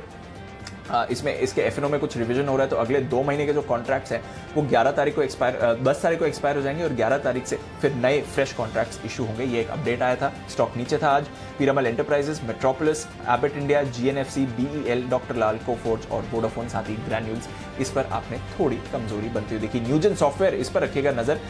एक बड़ी खबर अभी बाजार के बंद होते होते इनको दिखी है। एक पेटेंट मिला है इन्हें centralized control printing and edition के लिए, 20 साल के लिए सॉफ्टवेयर भी मंडे को आपके रेडार पर होना चाहिए। और एवेन्यू सुपरमार्ट्स, इस पर भी रखेंगे मंडे को नजर, क्योंकि कल आएंगे इसके नतीजे। बट अनिल जी, 17,800 के ऊपर निफ्टी क्लोजिंग करता हुआ, और 37,775 पर बैंक निफ्टी सर, तो इंपॉर्टेंट लेवल्स बाजार ने किए होल्ड। बिल्कुल दीप, और आज थोड़े मतलब थोड़े मिड कैप्स में, थोड़े बड़ी साइज वाले मिड कैप शेयरों ने गजब का एक्शन दिखाया है। देखिए, 2 होजरी वाली कंपनी, डॉलर 17% ऊपर बंद हुआ है, रूपा 8% ऊपर बंद हुआ है। रूपा एंड कंपनी हमारे इसमें सुपर स्टॉक 2022 में भी रहा है, ये 8% ऊपर बंद हुआ है। तो रूपा और डॉलर दोनों एक ही स्पेस की कंपनियां। इसके साथ साथ टेक्सटाइल से आप जोड़ें तो गोकुलदास एक्सपोर्ट, ये भी 8-9% ऊपर बंद हुआ है। तो ढेर सारी ये टेक्सटाइल वाली कंपनियां आज फिर से एक्शन मांगी। फिर आप देखिए, इंडिया सीमेंट का भी आपने बात किया, केपीआईटी आज फिर से 12% ऊपर बंद हुआ है। स्पार्क, सन फार्मा एडवांस रिसर्च 11% ये ऊपर बंद हो गया। सरकारी कंपनियों में गार्डन रीच बिल्डर्स, ये मजबूती के साथ बंद हुआ है। कई सारे स्टॉक्स हैं जहां पर अच्छा एक्शन आएगा। ऑयल इंडिया देखिए, सेलान एक्सप्लोरेशन देखिए, कच्चे तेल से जिन पर असर पड़ता है, एशियन एनर्जी देखिए, ये सारे स्टॉक्स हैं जहां पर बढ़िया तेजी बनती हुई दिखी है। सीमेंट शेयरों में थोड़ा एक्शन शुरू हो गया। श्री दिग्विजय सीमेंट, सेठी साहब ने रिकमेंड किया था मेरे ख्याल से, नहीं सुमित जी ने रिकमेंड किया था, सेठी साहब ने तो कल किया था। आज देखिए सीमेंट में आपको स्टार सीमेंट, सौराष्ट्र सीमेंट, ये सब धीमे धीमे एक्शन में आते हुए दिखे। तो मिड कैप शेयरों के नाम रहा आज का दिन। आइए, बाजार बंद होने के बाद क्या कुछ एक्शन होगा, तब तक फाइनल क्लोजिंग आए, जब तक ये देख लेते हैं। कॉटन ने पिछले सारे रिकॉर्ड तोड़ दिए हैं। एमसीएक्स पर दाम 36,000 के पार निकल गया है, और साल भर में कीमतों में 68% का आया है उछाल। इस तेजी के साथ कई सारे सवाल उठने लगेंगे। सवाल ये है कि ओके, फाइनल क्लोजिंग 17,800 से थोड़ा सा ऊपर 17,812, और बैंक निफ्टी पर 37,739, 250 अंकों पर 66 अंकों पर निफ्टी, और सेंसेक्स में रही 142 अंकों की मजबूती। आज का कार्यक्रम संपन्न। विदा लेने का वक्त है दिल्ली के मेहमानों से। कुणाल जी, राकेश जी और आशु सर, आप तीनों का बहुत बहुत शुक्रिया। इसका मतलब ये नहीं कि मुंबई वालों को बैठे आए, आपकी भी छुट्टी हो रही है, फ्राइडे है भाई, आप चिंता नहीं, पता चला कि सब टेंशन में आ गए, इन दिल्ली वालों की छुट्टी है, हमारा क्या। तो विश्वेश जी, आप चिंता न करें, आपकी भी छुट्टी। सुमित जी को भी धन्यवाद, जय ठक्कर, और साथ ही वागले साहब, आप सबका बहुत बहुत शुक्रिया। लंबे समय सुमित जी का धन्यवाद। लंबे समय बाद वागले साहब आए। वागले साहब के गले को 2 दिन और आराम दिया जाएगा, फिर सोमवार को वागले साहब से फिर मुलाकात होगी। और पूना वाले हमारे किरण जी का भी बहुत बहुत शुक्रिया वक्त निकालने के लिए। सोमवार सुबह आप सबसे फिर मुलाकात होगी। तब तक वीकेंड पर आपको घर पर ही रहना है, बाहर नहीं निकलना है जब तक कि ज़रूरी ना हो, जब तक कि मतलब कोई मेरा काम ना हो, तब तक आप बाहर ना निकलें। और उसके अलावा निकले तो सैनिटाइजर और सोशल डिस्टेंसिंग के नियमों का पालन करते हुए, मास्क लगाते हुए ध्यान रखें। कोरोना ज़्यादा फैल रहा है, अपना योगदान न दें उसमें बिल्कुल भी। चलिए, मुझे और दीप को दीजिए इजाज़त। बने रहिए हमारे साथ जी न्यूज़ पर। नमस्कार।